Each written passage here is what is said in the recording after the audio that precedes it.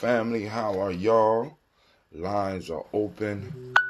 Lines are open. I see semi-black signals are going out. Let's go and clear this off. Let's go on and update everybody. Let them know that we on live on the journey. All right. So it popped up on several timelines, but now I got to figure out how to get this off. There we go. All right, cool. It's not showing that I'm streaming, so this is obviously old. Let's go to, okay, here we go. Let you know lines are open. Lines are, let me stretch this cord around. It's getting on my nerves. Lines are open. 614 556 4535. All right, that's there. Let's go over here to my Spreaker. Let's try it on here once again. All right, family, just filling in, letting people know. Call in lines are open. 614-556-4535. Wow. There we go. I am going to move on. Yep. Didn't want to do that. Let's do this. We need to open up our chat. All right. We're streaming live. We're live now on, we're not on YouTube yet, but we are online on Facebook, Stream.me, and Periscope. Hopefully soon on YouTube. See how that go. We're going to try to get that across. Oops, I don't know what I just did.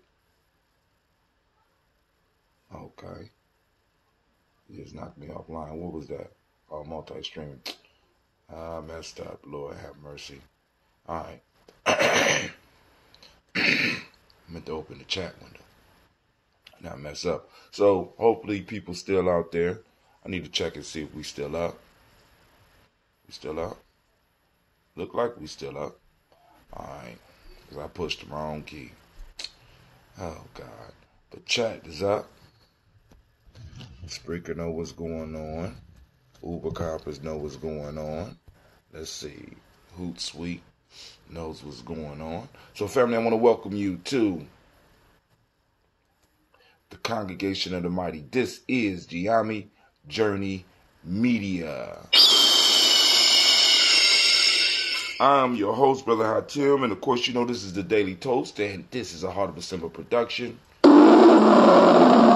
We strive to blow up your old paradigm.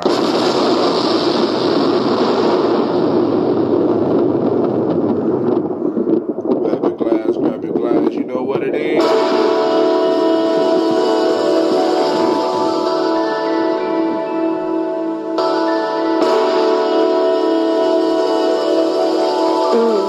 Mr. Diddy.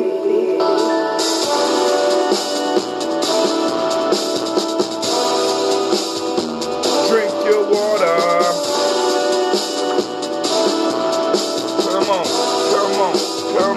Drink your water, but first, take your breath and drink some water. Take your breath and drink some water. Take your breath and drink some water. Take your breath. Drink. But first, breathe, then drink. Oh, man. Get your bottle, get some water. Crack the cap to get your water. Then lift your glass to get that water. Pour the water. Drink. Or should we say, live, pour, then.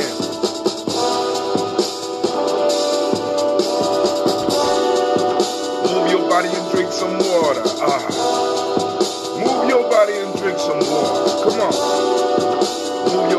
drink some water. Just move your body. Drink, drink, drink, drink. Should we say, move, then drink. Raise your glass and toast your ancestors. Now raise your glass and toast your ancestors. Now raise your glass and toast your ancestors. Just raise your glass. Drink, drink, drink, drink. Or should we say, raise, toast, then drink.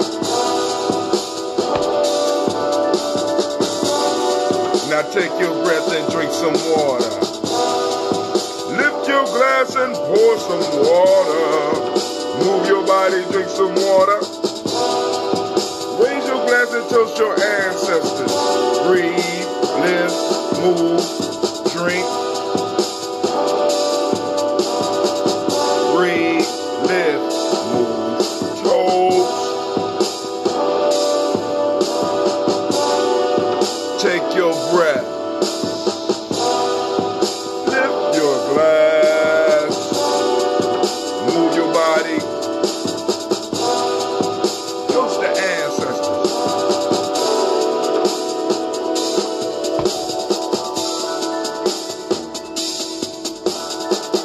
Drink, drink, drink, drink.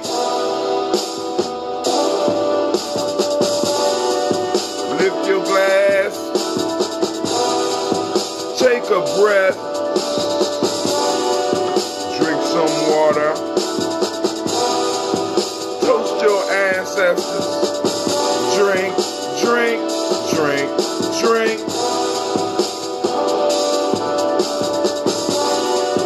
Lift your glass. Lift your glass. Lift your glass.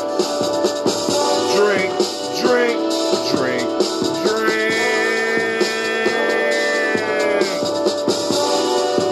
Lift your glass. Lift your glass. Lift your glass.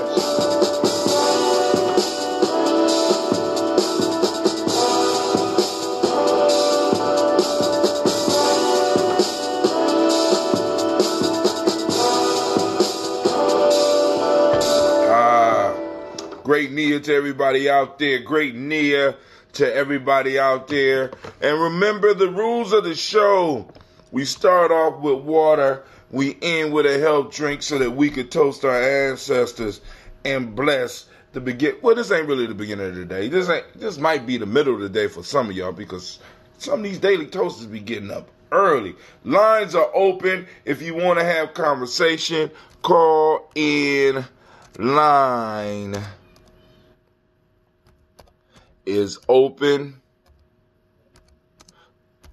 The babies is out of school, and Lord knows what may go down today. You know, they heard me going on, so I'm quite sure some madness is about to brew because it's real life here at Gye-Nyame Journey. 614-556-4535. I didn't get text, only the email. Yeah, well, until I get stuff settled. Because Superphone is taxing me hard, so I want to make sure that I'm able to continue affording it. Like I was explaining on last few days, I started off on a $20 package. I moved up to the $99 package, and then I just recently went back and looked at the information. So now there's no $99 package no more. It's just the $99 package. And yes, and there's more. Yes, there's more. And the next level is $499. So I just know for a fact that, you know, they just know that they just giving me all types of business, right? You know what I'm saying? $499 a month. What? We can't fuck with that right now. Can't touch it. What's up, Kevin? Long time no see, my friend. How you been doing? I'm doing well, man. I seen you on Facebook. I didn't know if it was really you though. Because, you know, they got all these bots. So they'll go around and snatch pictures and snatch people's history. So, yeah, I accept the friendship request, man. But, hey, it's good to see you. As a matter of fact, I just read a post from Deshaun Brim where Hollywood was asking if they had seen you. If Brim has seen you while you was up there. But, family, listen, it's Nia. It's a great day. Get your water. Remember, we got 4 pillars of health. If you want to keep the doctor about your face, unless it's an emergency, like, you know, you fall down and break your leg or something, take your breath, breathing. Proper breathing. Breathe all the way down to the belly. Sometimes hold the breath. The rhythm for the breathing, now, since we got a little bit of time, the rhythm for the breathing that I teach is it's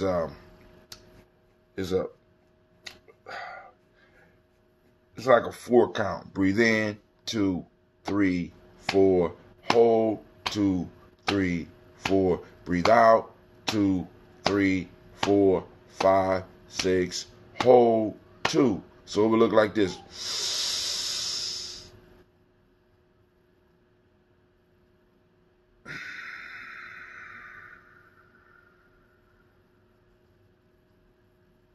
That's the beginning breath, right? And it goes in the cycle. You got 8, got 4, 4, 6, and 2, right? 4 bars, 4 bars. You got 4, 4, 6, and 2, which comes out to be a total of 16. So it's a bar if you was rapping. So that right there was a rap lyric. Watch.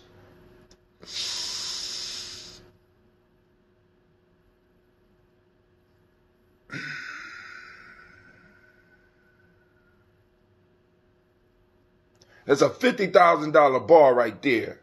I'll be waiting for my money. That $50,000. But you do that for maybe about 10 minutes, and you can start feeling it. And then every now and then, take the breath and just hold it.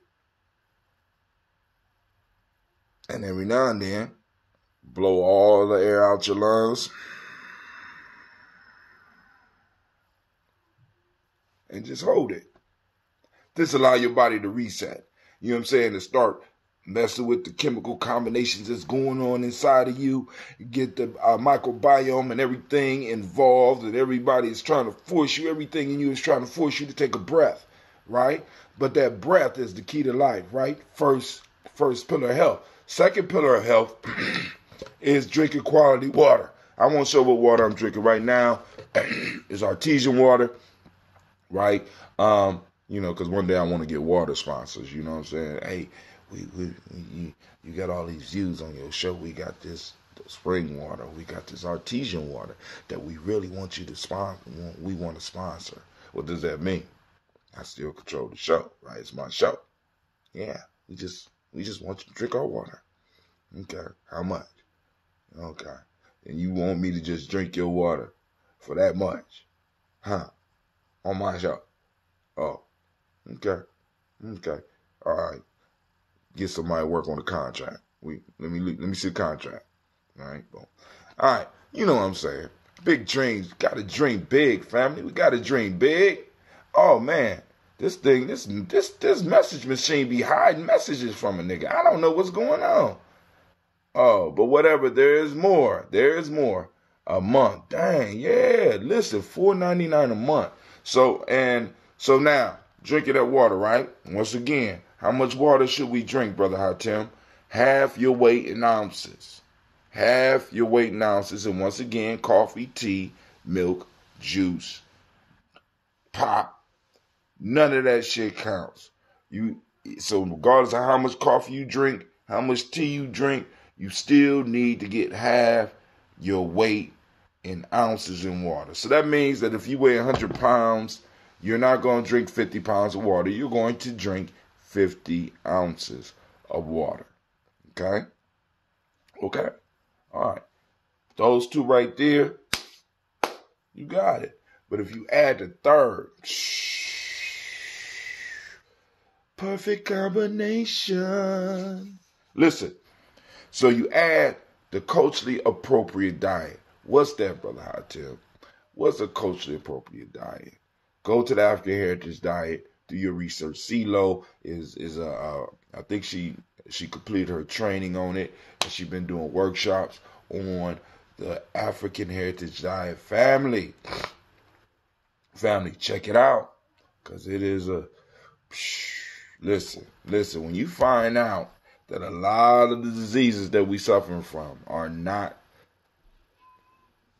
ours, you know what I'm saying? We, by partaking in other people's culture, you get other people's diseases. I'm just saying, it's messed up, but that's the way it is. You mess with other people's culture, you get other cultural diseases, right? Because a lot of diseases that we consider black are not actually black. They are the result of us indulging and engaging totally in other people's culture. I'm not saying don't explore. I'm not saying don't go out there and sample other people's food, because some people got good food, no doubt, right? No doubt.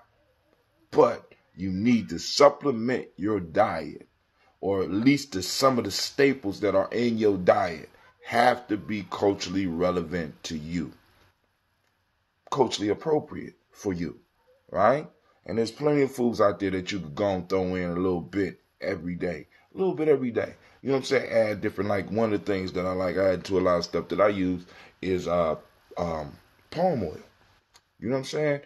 Palm oil, one of the easiest ones. I make salad dressing. When I make a salad, pour me some palm oil on the salad. I got me palm oil in soup. I got palm oil. You know what I'm saying? A lot of people, this call is not being that recorded. healthy. It's not that healthy. But I'm like, who said? You know what I'm saying? But hold on. Somebody on the line, how can I help you? Welcome to the Congregation of the Mighty. This is Gye-Nyame Journey Media. Who this? Sister Navita, can you hear me clearly? Yeah, I can hear you clearly. What's going on? You know, I wanted to talk about how you had mentioned eating other people's diet. I was watching this documentary on Netflix called The Evolution of Us. Uh-huh. And they were talking about this particular tribal people in Mexico. Uh-oh. The region where they live and the food that they eat. They've always been a thin people. But once they cross the border into the States, they swole up. Not just slow, but I mean, obesity, 56,000. I mean, like my 600-pound life type side of the game, fat. And they had never had those problems till they came to the States and started eating food in the United States. Oh, so, yeah. Oh, yeah. It was tripping out. Like, that's not their culture. That's not their culture. And their body rejected it. Well, I don't know, in the form of fat, rejected it in the form of, fat immediately. And never in history these people had this problem till they came over here. And then, like, in some of the poorer regions where they were, you know how us good old Americans, we like to help out, so we were sending food and stuff. And, man, when I say they blow up, I'm talking about blow up. What's the name of the documentary again? The Evolution of Us. The Evolution of Us. Family, if you don't believe what I'm saying, go and look at it. And really realize what happened to us we talking generations and generations. We got some strong-ass genes. Generations and generations of us not eating totally within our cultural preferences. We got to realize that a lot of this food that we eating, a lot of these sugars that we getting are not for us. They're not designed for us. Really, a lot of this shit is not designed for any human consumption, period. Right. Yeah. And they talk about the Khoisan tribe of Africa, too. You have to check it out. It's a pretty good it's a different series. I've only caught the first two, I think. I think there's maybe 4 episodes to it or whatever. But, it was really interesting as far as, like you said, coming out of their culture and using someone else's culture. And, man, wasn't good for them. They could barely walk and shit. It's crazy. But let me ask you, what did you think about the The Christian dude The Christian that went over to the Senegal Island. Wait, I didn't see this. What's this? There was a Christian missionary. He went over to the Senegal Island with the isolated island where no one goes on to. And if you come onto that island, they kill you immediately. Tariq Nasheed did a piece on it in one of the hidden colors. It's called the Senegal Island. Uh-huh. Sentinel Island? Sentinel Island. Anyway, so this white dude, I guess he wrote some kind of letter and let people know, look, I'm going to take the Lord to these people. Now, I heard that they are some vicious people, so if I don't make it back, I'm doing the Lord's work. Well, he set foot on that island, they airled his ass to death.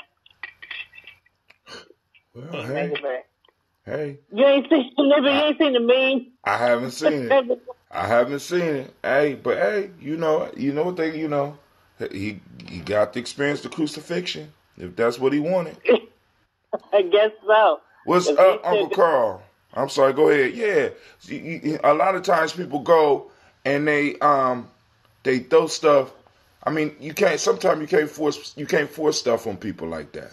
And these people are very clear about their culture, because one of the things that was crazy, and you have to keep your culture from being infected, and so they go to extremes to make sure that they stay in control of their culture. We don't want your shit. We don't care what it is. You know what I'm saying? We've been living on this island for thousands of years. And matter of fact, now think about this. In their folklore, if anybody ever had an opportunity to experience it in their folklore, they probably got the reason why they don't want, because when they came to the island, it probably was escaping something. And we got to understand that. Mm-hmm. You know what I'm saying? So hold on, let me say some more stuff, because some other people are out here, people calling in. Shouts out, of course, to CeeLo. And Miss CeeLo, she just announced, I got to find it. She says she's going to be presenting somewhere. Where is it at?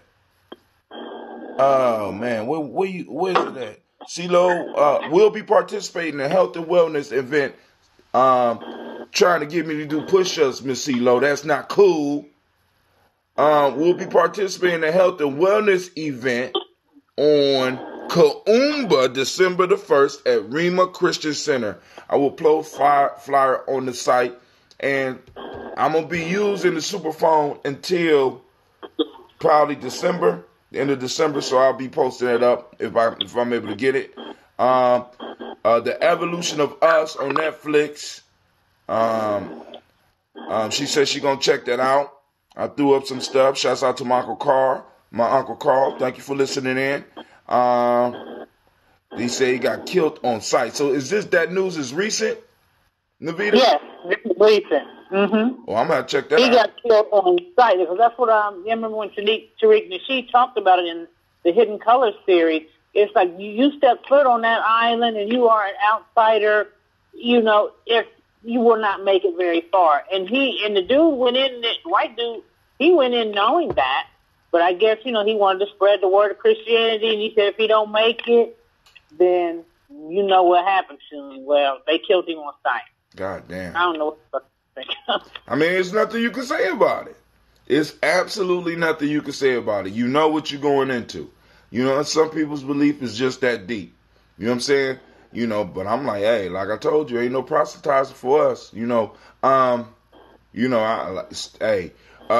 But then Miss Roshana Sweets, and I want to thank you, because she heard me talking about doing this Mancala thing. She sent me a text to let me know that there was somebody giving away free egg cartons, because for one of the Kwanzaa nights that we're going to be running, I wanted to teach the community Mancala, the way we play in Gye-Nyame.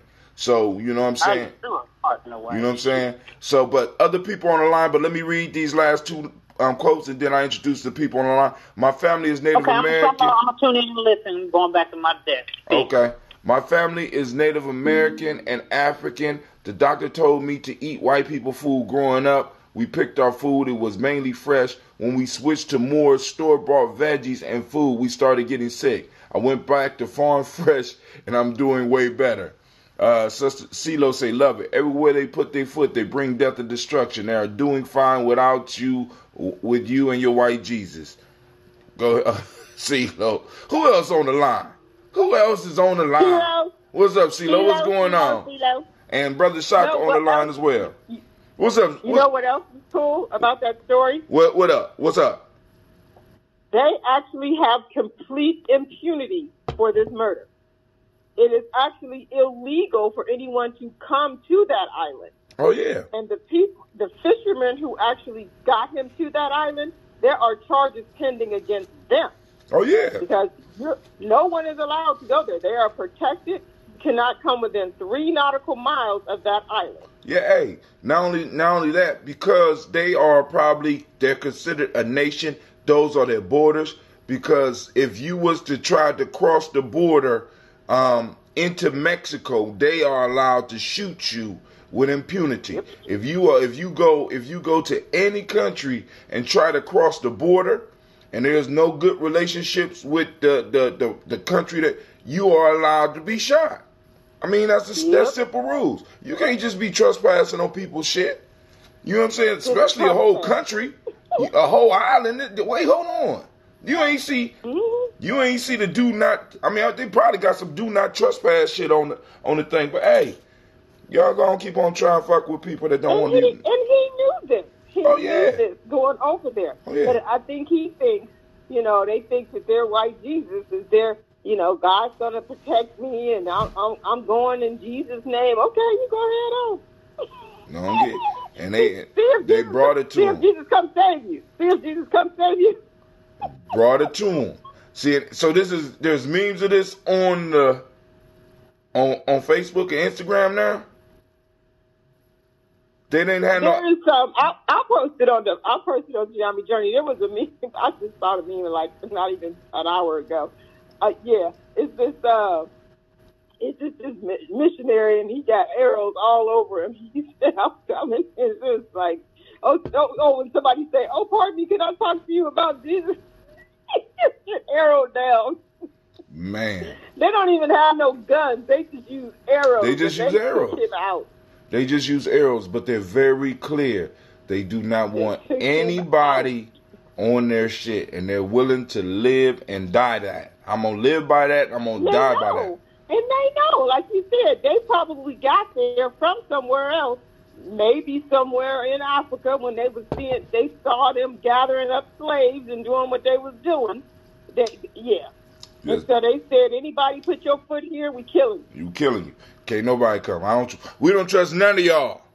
Black, white, Asian, I don't care. Blue. Can't nobody come over here. Don't come. Bye. These arrows have been proven effective. Mm-hmm. Yeah. They do not play that. They're like, stay out. Don't come over here. We doing fine. We got our own culture. We got our own everything. And we feed ourselves. We take care of ourselves. We don't need your Jesus or you. And if we could shoot the planes with arrows when y'all be flying over taking pictures, we do that too. They actually have done that. There was an incident, I think in like 2009, where a helicopter or something, it was the year that there was that big tsunami, and they were trying to survey the area to see if there was any damage there. So they was flying over it, and they were shooting their arrows at the helicopters. They was like, we good? We good. Leave us alone. We don't need your help.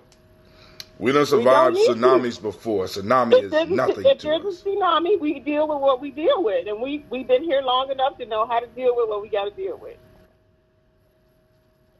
Hey. So, but people that was connected with the earth wasn't really affected by the tsunami. People and animals, because the animals, I'm understanding animals started getting out of town. Soon as something pop off, people was wondering, why is all the animals leaving? So family, if you ever experience a situation where you see animals running in a certain direction, please don't stand there. You know what I'm saying? move in the direction that the animals are moving towards. Why? Because the animals have instincts that have been dulled in us, and it makes it possible to make possibly possible for you to survive what's coming. Because if animals are running, you need to beware. Like, for example, there's a story about General Lee of the Confederate Army. He was trying to sneak up on another group, Union Army, right? And he had his dudes jump into the deepest parts of the woods and just crawl through real slowly, right? And the Union Army, I'm thinking it was the Union Army, was hungry. And when they saw all these animals come running out the bush, they thought it was a blessing. So they start killing it, and they start eating, and they got fat, and you know what I'm saying? They got full and start dozing off. And then when my man's people came through the bush, by the time they got through the bush, everybody was asleep, and they slaughtered everybody. Captured the commanding officer. Nobody paid attention to the fact that all these animals, it has to be a reason that these animals are fleeing out of here. You know what I'm saying? They running towards us. So, you know what I'm saying? But I guess it never occurred to nobody that if the animals are running towards you, there's a reason. All right, man, we getting it up. So we got J. Ross. What is the number? Why you don't have it logged in, J. Ross? 614-556-4535. That is the number. His white privilege did him no good there. Not at all. Didn't do him no good. We got some more messages coming in. I just posted the number up on, okay. You might not be able to see it on Facebook. J. Ross, if you are on my Facebook page. You're not on Gye-Nyame Journey, because the number is posted up on Gye-Nyame Journey. I posted the number up on Gye-Nyame Journey. The number is 614-556-4535 for anybody that may want to call in and join the conversation. Because we're about to do the toast real quick, and then we could continue on with some conversation. Brother, I got a question. I got an answer. Go ahead. My brother, you speak so highly and so confident about culturally appropriate food. Right. I want to know if you believe that there is also culturally appropriate pharmaceuticals. Hell yeah. What? Hell yeah. The brother asks if there are culturally appropriate pharmaceuticals. Listen, all food and medicine comes from where? Plant, nature. There you go. And a lot of the things that they chemically reproduce are trying to emulate the properties of what is actually found in nature. That's right. That must be why I don't mess with Reggie. Who? Mess with who? I'm joking. No, but anytime I have anything that I'm dealing with, I actually go online and I research, what essential oils, what plants, what herbs, to take to bring my body back into balance. Like, at my age, I was beginning to struggle with hot flashes and all those kinds of things. And I'm not taking their hormones. They're synthetically produced estrogen and hormone replacements. But I actually researched and found an herb called evening primrose. And when I say that stuff works, it works. Sounds a lot like nightshade. We have got to find those things that are nature and natural based. That's where our healing comes from. That's where our balance comes from. Word. So yeah. Do you think that culture has? I'm trying to fit that part in, and even though I was joking when I said the thing about Reggie, anybody that and it, for people that smoke weed, all right, they know there's different types of weed. There's hydro, and then there's the regular. The regular comes with seeds. We call the regular Reggie. All right, Reggie does something so different to you than what the hydro does. That, I mean, to me, it's just it's apples and oranges, right? But does that mean that the hydro is culturally appropriate because because the effect does what I want it to do? I can't speak on that. I can't speak on weed. I've never even tried weed, so I can't. Wow. Hey. Now, listen, let me say this. There are, like, for example, I mean, there's even culturally appropriate ways to produce certain things. Because all cultures, most cultures, let me say this, because right now what we experience in our community is not necessarily even a natural culture. Because any culture that helps promote destruction of the very people that are within it is not let's talk about that. A naturally formed culture.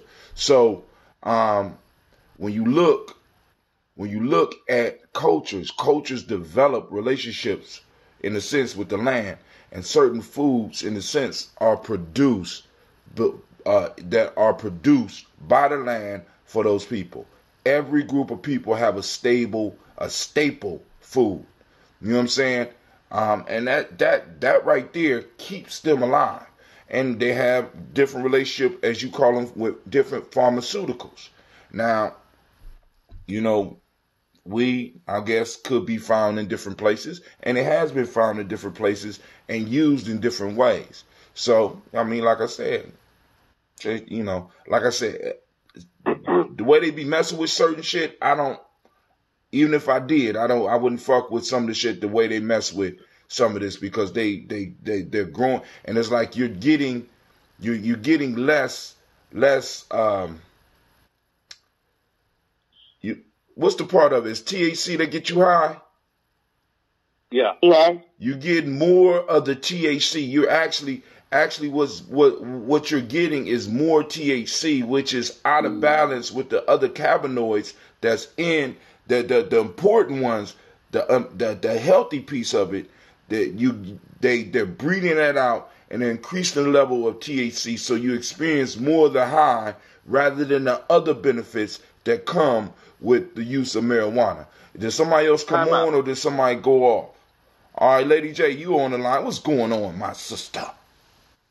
Yeah, so I have to apologize in advance because I am currently in my feelings and not so. I'm kind of upset with Black people right now.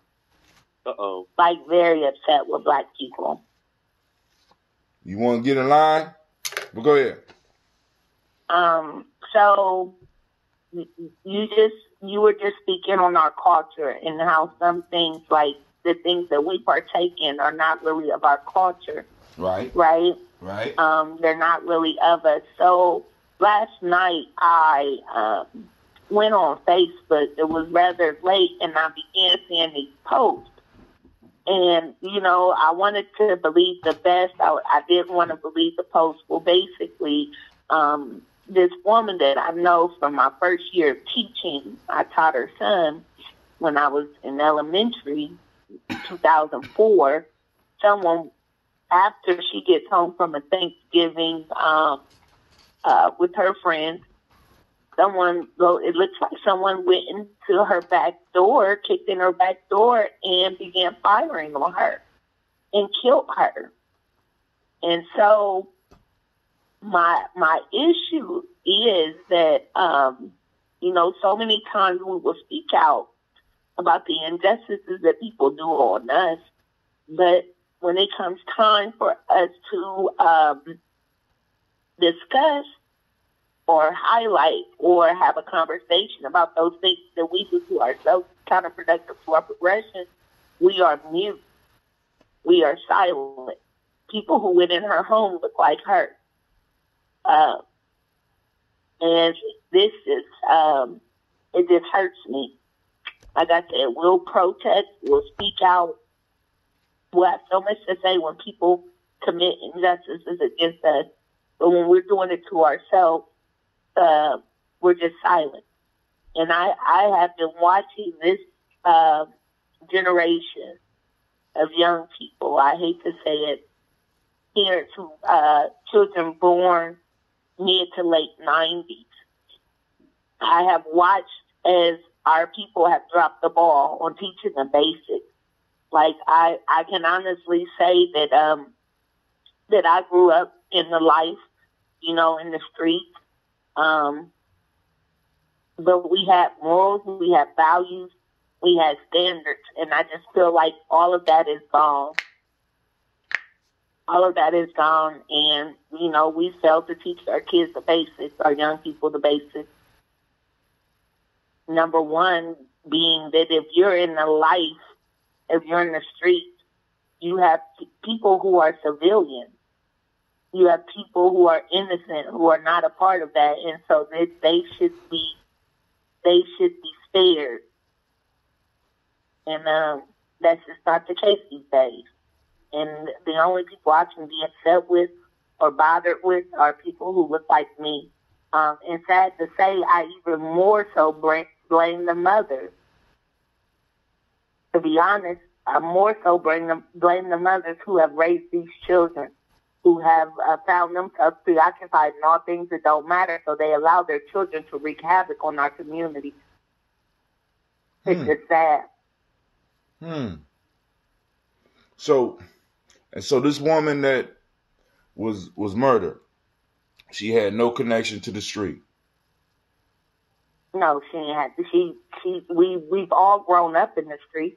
I mean, what I'm saying is because you called her a civilian and I know why you say that the people that broke in her house and murdered her look like her, because once again that brings up the fact that people that live around each other will do harm to each other. That's not just a black thing. So this is the piece. Even if this woman were in the streets, which she wasn't, there were innocent children in this house. There were babies. So the babies, they killed the babies too?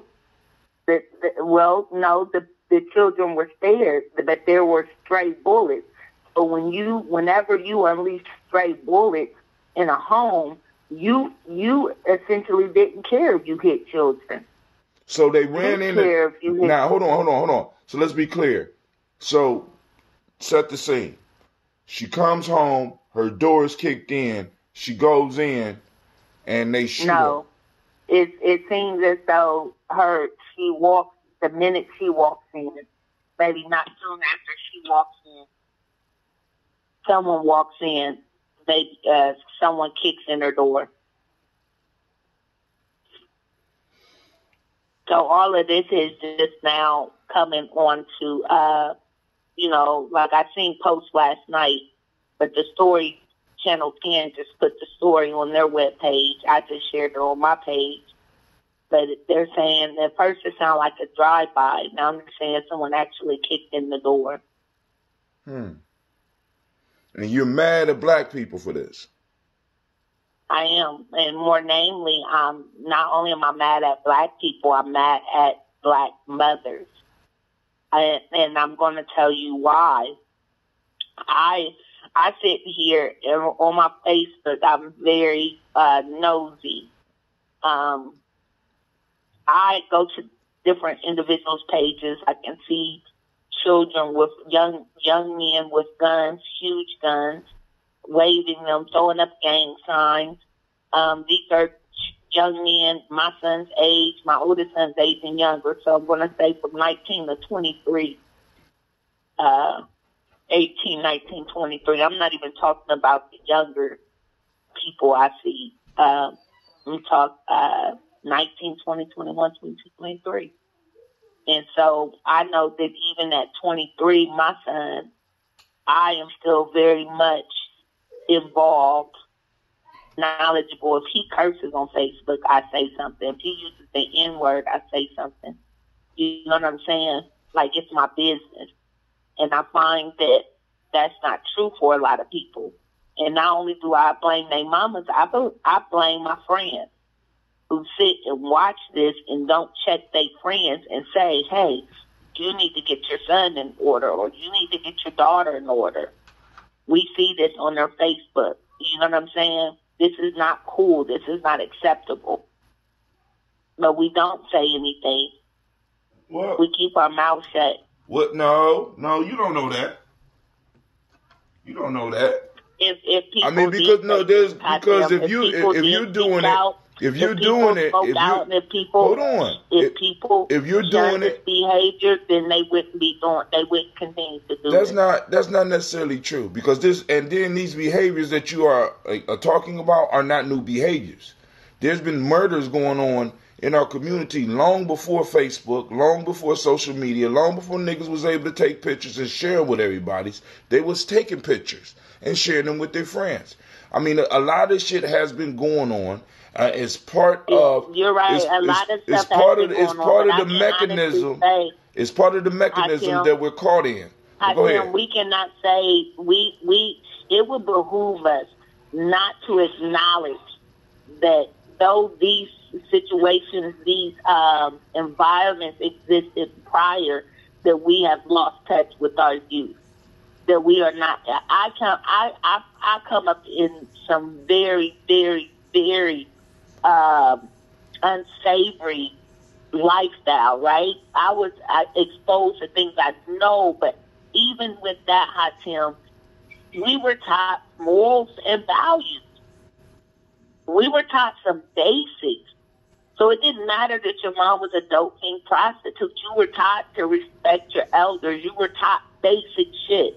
This basic stuff that I think that we don't teach anymore, which is why some young people, it seems as though, could just walk up in someone's house and kill them. Lady J, if we look at your generation, all right, because you call me old, we look at your generation, you may be an anomaly. Do you know that? No, I'm not. I would disagree, because I'm gonna tell you why you're wrong. I'm gonna tell you why you're wrong. Don't you always want to tell me? Listen, you might need to look at the possibility that you may be an anomaly, because all these parents that are bad parents did not have morals and values. I'm gonna tell you why I'm not, and why I say I'm not. I can't speak for those people who did not live in my community. I can't speak to those people who did not attend school with me. But I'm talking about speaking from me and those that I know. You're speaking for them. And from that were brought up like me. You're speaking for a whole generation, Lady J. I'm not speaking for a whole generation. So, like I said, I can only speak for me and my community. Okay. I can only speak for those people who I grew up with personally, and we were in the storm together. All right. And I've watched us and how we are with our children. I've watched it. Most of my girlfriends' parents were on crack, cocaine, just like mine. We don't raise our children that way. Mm. And one reason being is because though dad might have been an alcoholic and mom might have been a crackhead, mom demanded respect, dad provided and protected. So even in the midst of all of that, we had some very basic shit going on that prevented us from being all the way out here like today's youth. And that's just how I feel. Like, we had young moms, we had moms on drugs, we had thieving moms, we had all of these things, but we still, as somehow there was a basic level of principles, values, standards, ethics, very basic on what you can do and who you can do it to. Very basic, I feel. And I don't believe that exists today. I'm gonna disagree. I don't believe it, because a criminal will hit. Criminals are criminals, and a lot of them don't have rules. Now, crack era really changed that. That's well, hold on. Time out. Crack era changed all that shit, Lady J. There was no bosses. There was everybody could be an entrepreneur and get out and get their bread and get it how they felt like getting their bread, Lady J. It was a totally different thing. Now, but hold on. I cannot agree. You don't have to agree.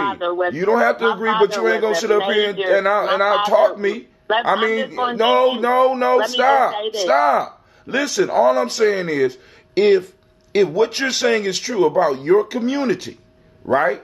A lot of these young heathens that we be seeing are from our community, doing shit. Correct. Coming from the so then that kind of defeats your argument about the basic morals and values of the people that was coming up with you.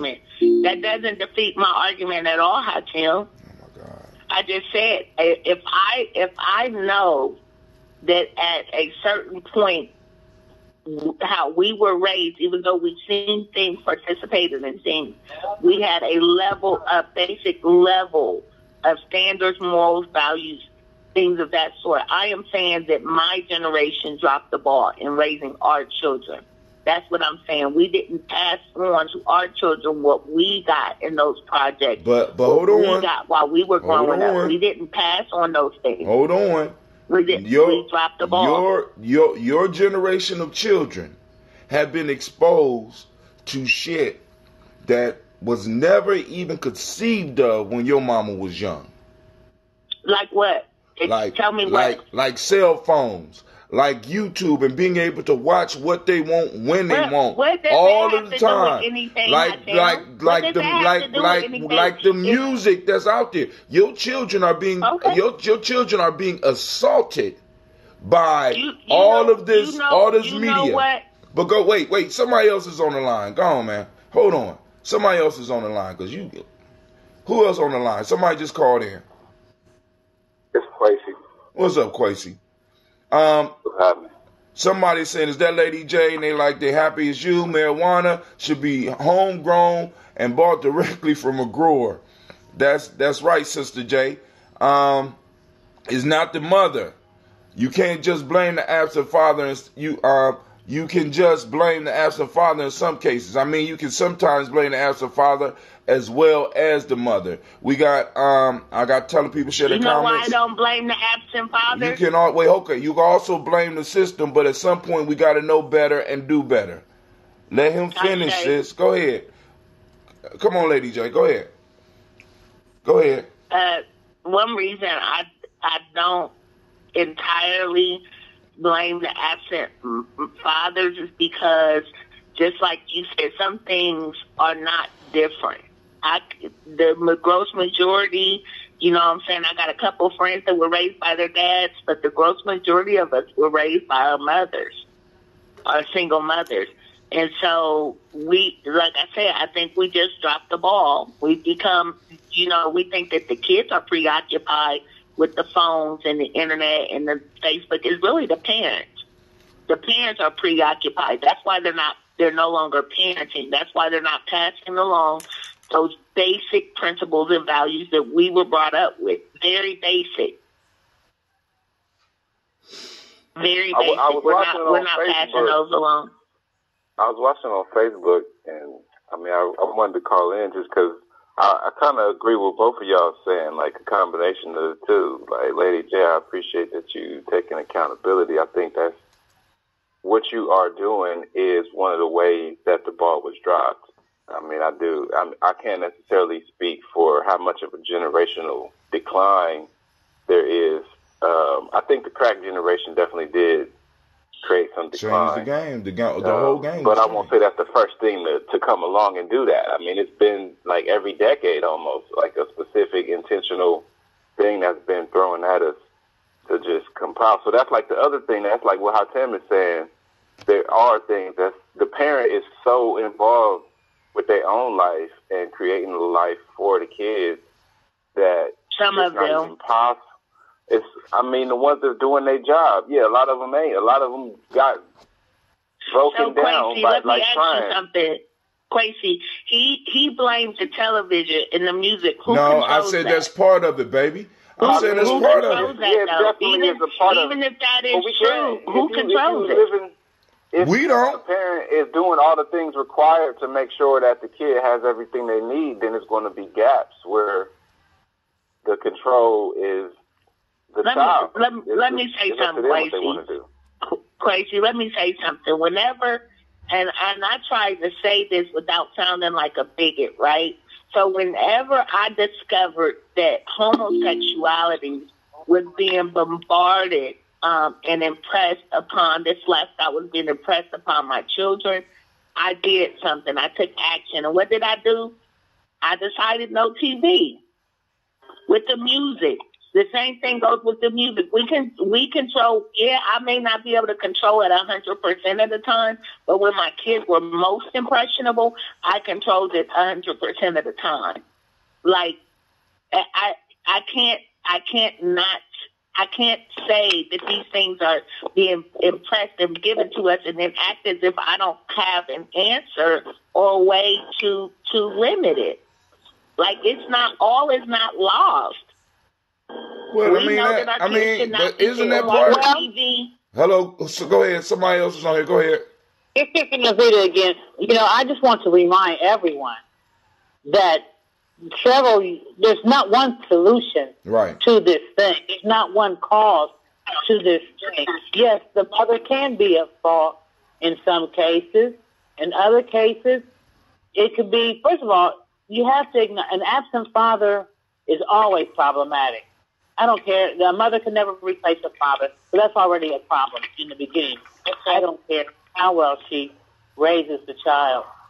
That's a breakdown of the family on its own. And then the system also plays a part of it. And then we also have to try to do better within this system, but there's several things going on at once.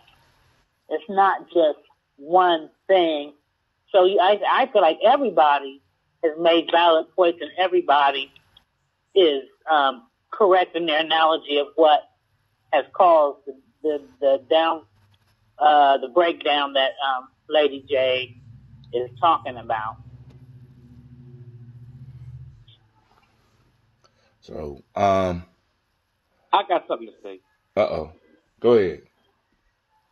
Number one, I feel, Lady J, that from the beginning of the conversation, I felt this, I sensed this, and I wanted to put it out there. It seems when you got good black people hate nigga shit. And with that being the case, if we can disassociate ourselves from that energy, from that behavior, we do. And that is the way that some of Black America has escaped it, is moving into their own space where that don't exist. Why isn't that an answer? And why is it that we still associate ourselves more to that behavior, which has nothing to do with our personal standards and who we are? Because of where you live. Because of where you live, and because why you live where you live? Why do we live where we live, Lady J? See, because actually we're dancing. There's a system in place. Wait, exactly. And what is that system called? Because the issue is we're dancing around what's the true cause of a lot of this shit. Because we don't want to say it. Right? We want to say it's black people. We want to say it's black mothers. We want to say it's the absence of black fathers. We want to say what? We're skipping why do black people have to live in the situation that they live in? Why is some black people running around here like they motherfucking out their mind? I'm gonna tell you something. And make it short. There's things that I can't control at all. There's things that are out of my pay grade, out of my control completely, including the music industry, including the propaganda that is put on TV. What controls all that? So many things. What controls all that? I can't control. What controls all that? You still got to send your child to school. You still got to send your child to school. Yeah, but there's things that I can control, Hatim, and that's the only thing that I want us to do. I want us to stop focusing on the things that we can't control and take demand and control of those things that we can. You have. There's no reason why. There's no reason you why. have. I can't sit back and continue to watch and no one says anything. No one gets outraged. No one gets angry when people who look like us kill people who look like us. Lady J. I get angry. Lady J, who else do people that look like us supposed to kill? When you put people together and you have them in situations, who else are they going to strike out against? Black people kill black people. White people kill white people. Asians kill Asians. Come on now. Let me tell you something. In my neighborhood where I live in a gentrified neighborhood. And there was a time, I don't know if I want to necessarily because of what I'm seeing now. I don't know if that's 100% true about who you live around and who you fuck with, because I am now in a gentrified neighborhood and I see these white folks walking around by themselves all hours of the night. And these Negroes don't do a damn thing to them. Why? And they live in the same vicinity. Well, I think it's because they are conditioned to be afraid of them. That's why, and they view themselves and others who look like them as less than. And that's why they don't have a problem with doing what they did, what the sister was talking about to the sister just recently. However, I think that we need to work on that. Like you talked about, there's some things that we can work on. We know what the cause is. You know, I feel like the cause is a whole system, but what we need to do... Right, we still ain't said what it is. Treat the mind... We can only start with where we're at.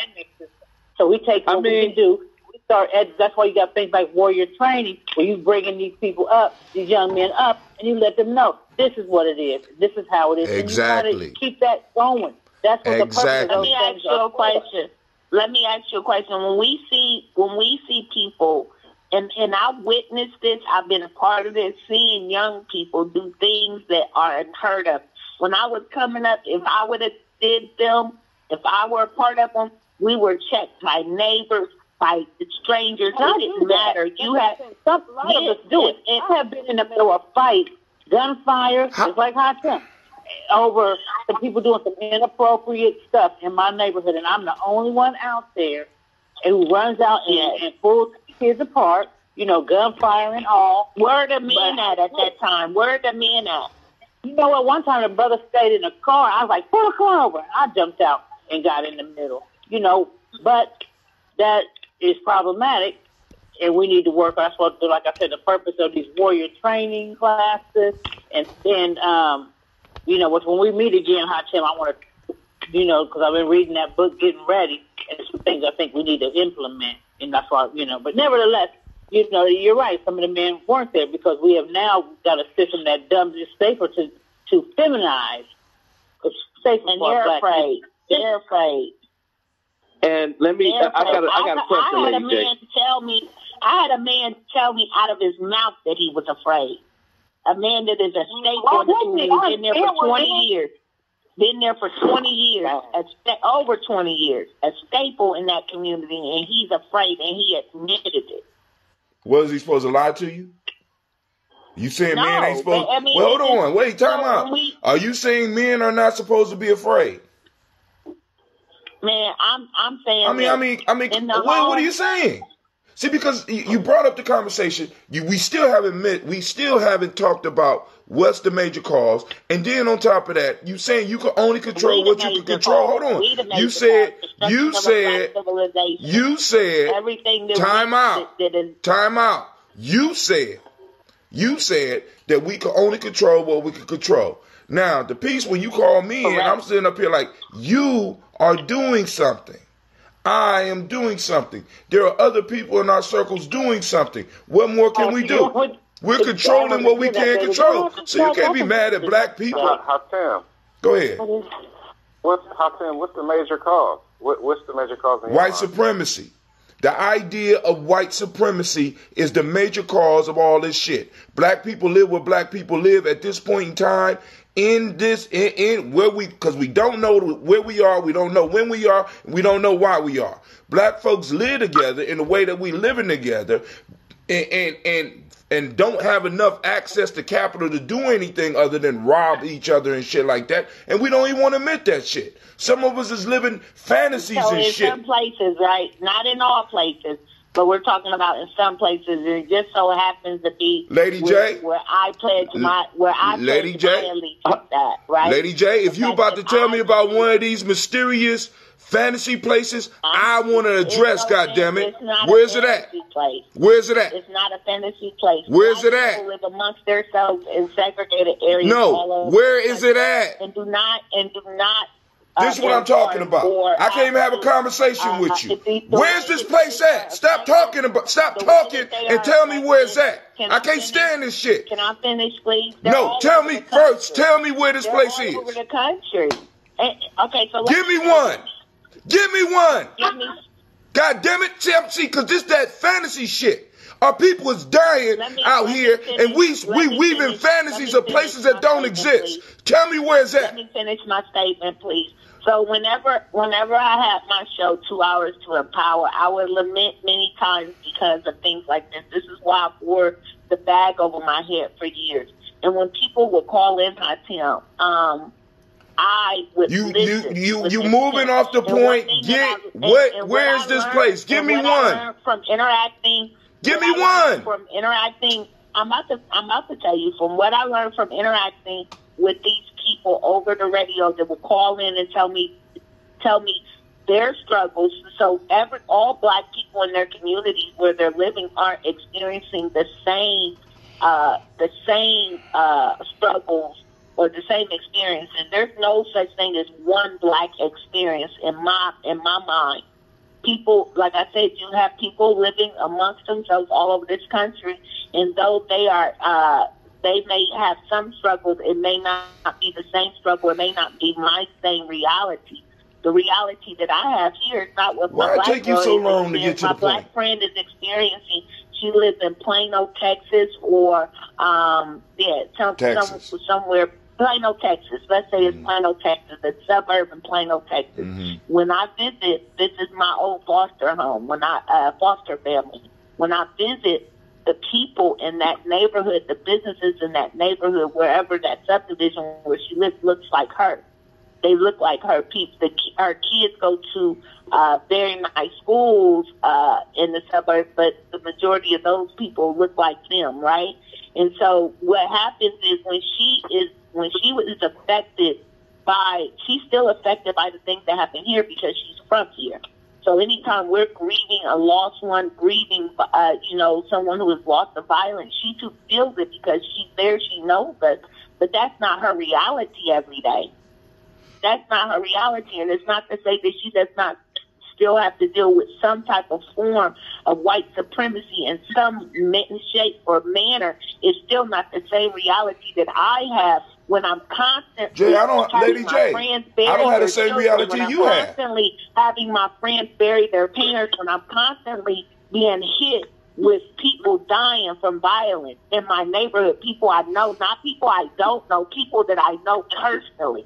And especially bad when the majority of those people who are murdered by people that look like them. I just don't know how to get around it. And this is the thing, Tim. We can always say, I see looking at the bigger picture, but the smaller picture is that we have to do something where we're at. The warrior training is magnificent. But what I want to know is, at what point do we put men in our community? At what point do they make a presence again in our community so that these kids will not hold their communities hostage? That these are children holding their community hostage. These are not grown men. This is not California. These are not, or Chicago, where there's grown men in gangs. We're talking about children. We're talking about children holding their entire community hostage.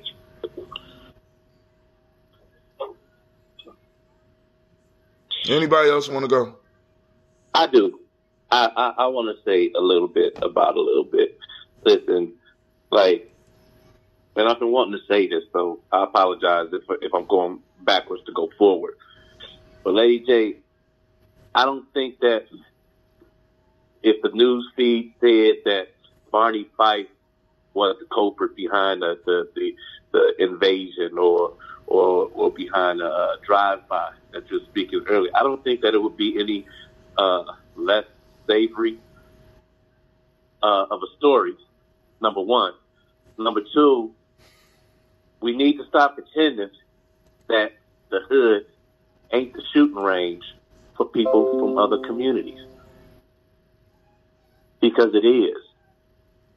What, other black people from other different communities?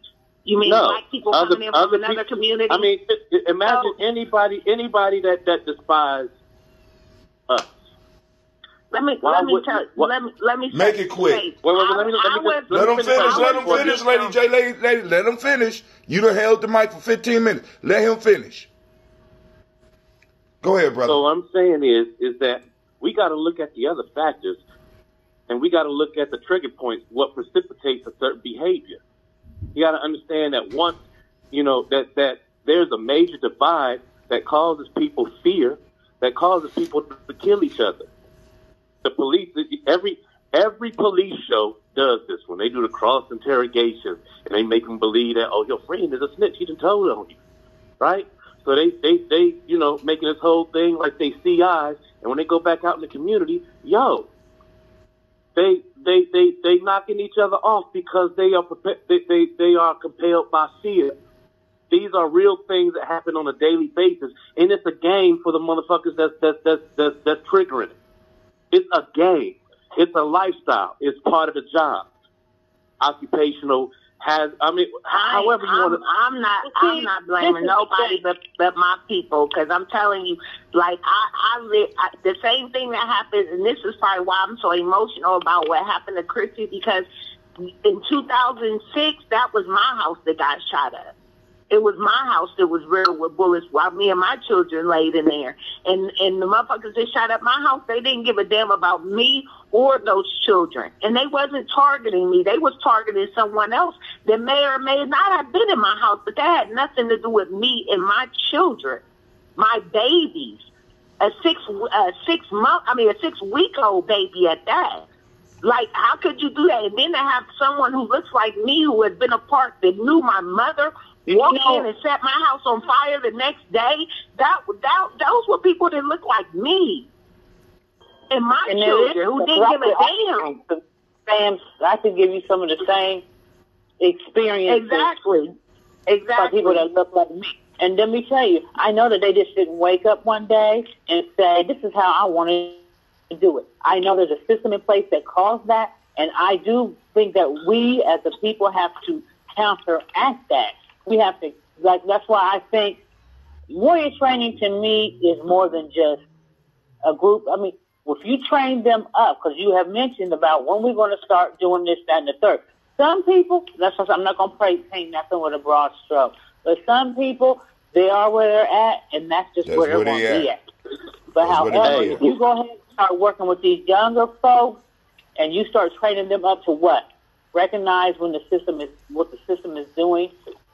And recognize what we doing, and recognize why. I gotta address something. Well, you're gonna have to wait for me, Bucko.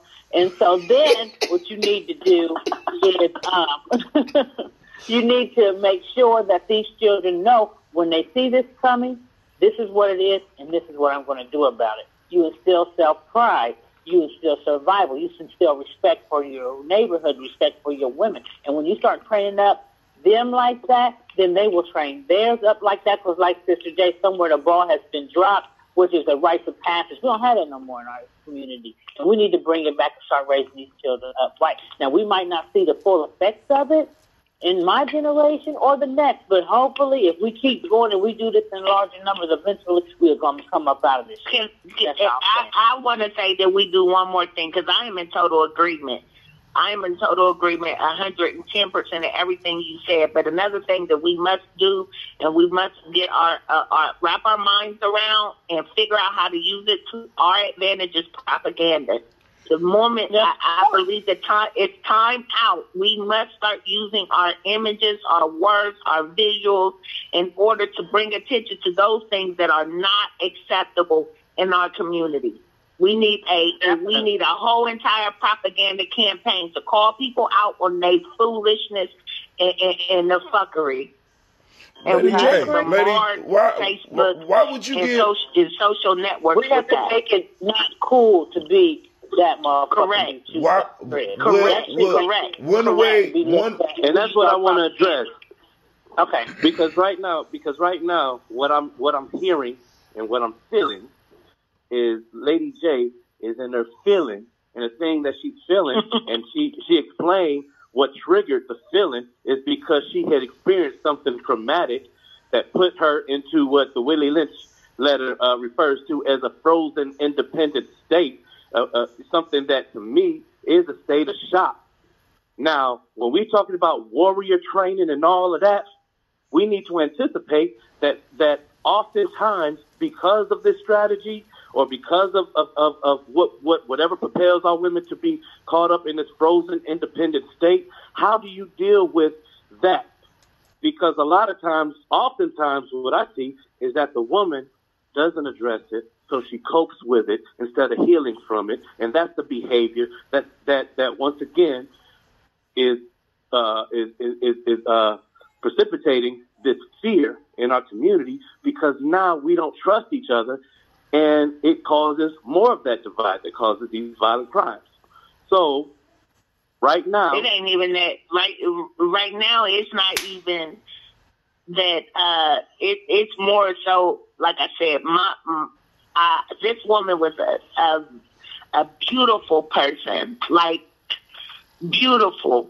Would give you the last off her back, would give you anything, always with smiles. This was a pleasant woman.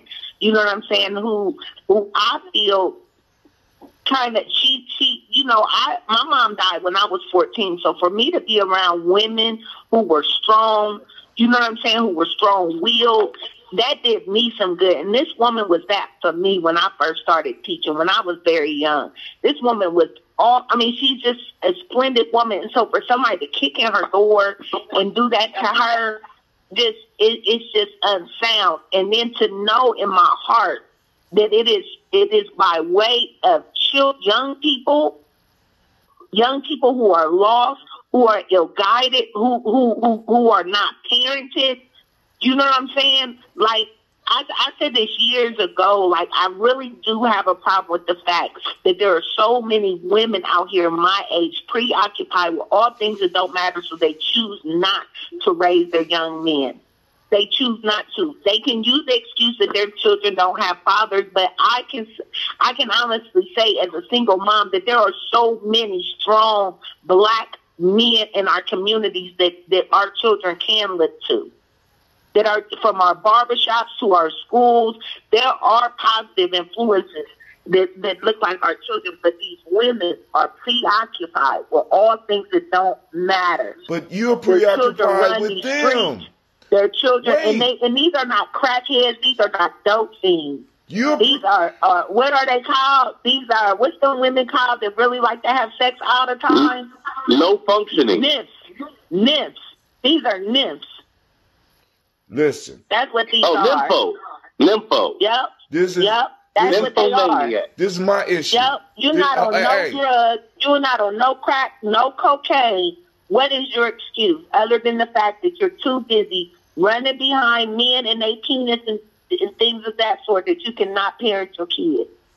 That is foul. Now, first off, we have to, I hope that we don't find out that it was some old fucker that broke up into this woman's house because of an old relationship and did her harm.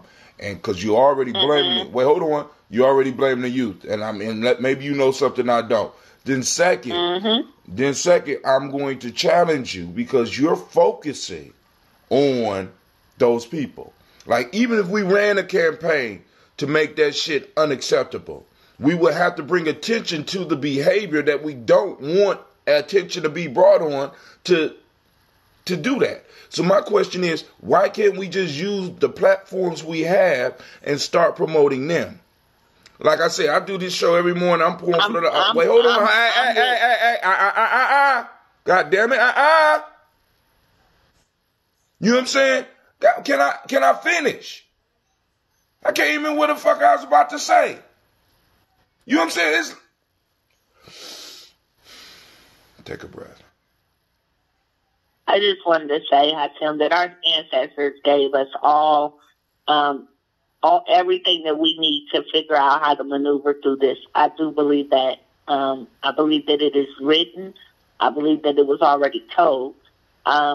In addition to those but we're not talking about promoting those platforms that do that. You might want to shoot me afterward, but I just always go back to Tupac and some of the literature and some of the things that he wrote and advocated for. And I think of his code of ethics that he wrote up. And I said this many years ago, like I wish I could just go around one community at a time. You know what I'm saying? Focus on one community at a time. If I could choose, I would choose the Linden community to focus on and walk around. Go do it. And go do it. It takes an army. You know, it's not going. I don't feel like it's something I could do on my own. Lady but I J, wish you I had an army. You just met with 40 young people last week with a code of ethics and get these residents signing these codes of ethics and cleaning up and have people, men, like they do the men at the east, on the east side with their orange shirt, just send them out there to have a prevalence in that community. Lady J, this is what pisses me off, right? You come with a problem, you have a solution, you've been working on a solution, and you're working with who you can. But yet you saying the black community is not doing it. When there's little pockets of people like us that's all over all these communities, not only here in Columbus, but everywhere. We got people doing what they can, and we talking about, well, we need to point out people who do it. No, we need to start highlighting those that are doing it. Now, let me tell you something. You just had a meeting the other day where you had about 30 to 40 young people and adults come. Now, let me tell you what I did with a crew of those. We went around and we did surveys at one point in time to find out what our community needed. You could do that in the Linden area. You could do that with the young people you got. You could do that out of the neighborhood you are right now. You'd be surprised how many people will be receptive to young people as well as yourself coming out and asking them, how could we better serve the community? And I'm like, look, for me, all is not lost, but I need us to be able to look at the reality of what we're dealing with. Your people right now are not dealing with their own culture. So of course they're not going to do a culture. They don't know what's culturally appropriate. We don't have demonstration of that. Like, for example, we'll have this show, we'll have this nice conversation. I might get 1 or 2 shares. 1 or 2. Right? You know what I'm saying? We talk about we want to take over the propaganda. What the fuck is this? This is propaganda. We're not using it. But yet, shit, I can't get over 100 people watching me because nobody know about it. And check this out, Lady J. Let me say this. Back in 1999, I was working with the Huckleberry House, and I was living in that community. Actually, I lived on Windsor Avenue, right across the street from Lula Pearl, recreation center. And I told my boss at the time, you remember Alan Fields, Tim? Yeah. I told Alan that I wanted to outreach in that community. He said, "Well, you live in that community, and that's kind of taboo." I said, "Alan, if I don't do it on your time, I'm gonna do it on mine. My family is in that neighborhood, and I need to know the vibration of that community." You know what I mean? So he introduced me to Bus or James Brown over on that side, and Brother Campbell, who was the director. I mean, and the people who were pillars. Jackie Broadus lived in the terrace and was very active that entire time. And she's one of the names that we say on the toast now. The piece is that if that's your passion and that's your community that you really want to serve right now, I mean, from there to the Crack House Ministry on Cleveland Avenue. I mean, you know, it's people there. Carmen Allen at the Camacco Teen Center. Yo, there are people in place who have been there forever. And if you feel like you can bring more strength and more influence into that community, then by all means, like how Tim is saying, go at it, because that is when I did that, even when I wasn't at the Huckleberry House anymore, I did it on my own time because I became one of those people in the community that the young folks started to, to recognize, and I started my program over at Lula Pearl, the same program that I took into the Short North, which landed me the job as a coordinator for Kappa's Youth Arts program. So, the more that we just do it and establish a network and then establish ourselves, a function that we serve in that community, it will be recognized. And, and so I'm just saying that I think I've made my point. Anything else? Anybody else got something to say? Oh, by the way, Quasi, Sister Ross just said she sent some love out to you, brother. She on here right now, cause you was just asking about her a while ago. Roshana Sweets. She sent out love. All right. That's love. All right. Yeah, I got the Facebook request. I think that's her. Okay. Pretty sure we just connected on Facebook. I'm gonna send a message. Did somebody just come on or somebody just hung up? Sister Navita must have went back. So we got us a little lively conversation going. But listen, family, this is what I got to do. I got to do this toast real quick because the ancestors I actually started the show. So I'm going to read through. If y'all want to call back in and continue the conversation, we can. Or y'all can just hold on while I run through the toast and salute those that made it possible for us to even do this. You know what I'm saying? So I'm about to get busy and do that real quick. I want to thank everybody for calling in. And if, like I said, we keep the conversation going, the lines are still open. So feel free to call in after I get done with the toast. Here we go. First, giving honor to the Creator, by whatever name you choose to call that Creator. We lift up our glasses and we say, Ashe. From there, family, where do we go? We go to the stars of the show. We're going to pull out those ancestors. Here we go. Calling on Miles Brown, Miss Ann, Robert and Texana Davis, Herm Brown Sr., Rosalie Tilly, George and William Walter, Christopher Fannegasson, Aunt Lena, Uncle Chris, Aunt Fiend, Cleveland Geneva Brown, Margaret Ellis, Wash Ellis, Cecil Ellis, Alvaro Brown, Gina Gaines, Herman Brown II, Barbara Twiggs, Wash Ellis Jr., Katie Ellis, Nikki Ellis, Jamon Jones, Jeremiah Tappan, John Fallard, Montague Pimenel, No More X, Pet Ma, Rob, Malika Fakur, Dr. Marianne Williams, Kojo Kamal, Elder Farmer, Elder Millie Dixon, Tony Clark, Pastor Yusef Weston, Elder Ajidi, Elder Ron Coleman, Elder Robert Donaldson, Alfred Brofro, Hector Jr., Jay Edwards, Carlisle Harris, Grace Lundy, Inez Harris, William Bill Moss, Phyllis Rose, Sterling and Lucy Wright, Dale Gale Pullian, the Luxter brother, Miss Eda Brooks Crawley, Miss Marie Nelson, Mr. Frederick Crawley Sr., Miss Jerry Brunson, Mr. Lonzo Johnson, Miss Marie...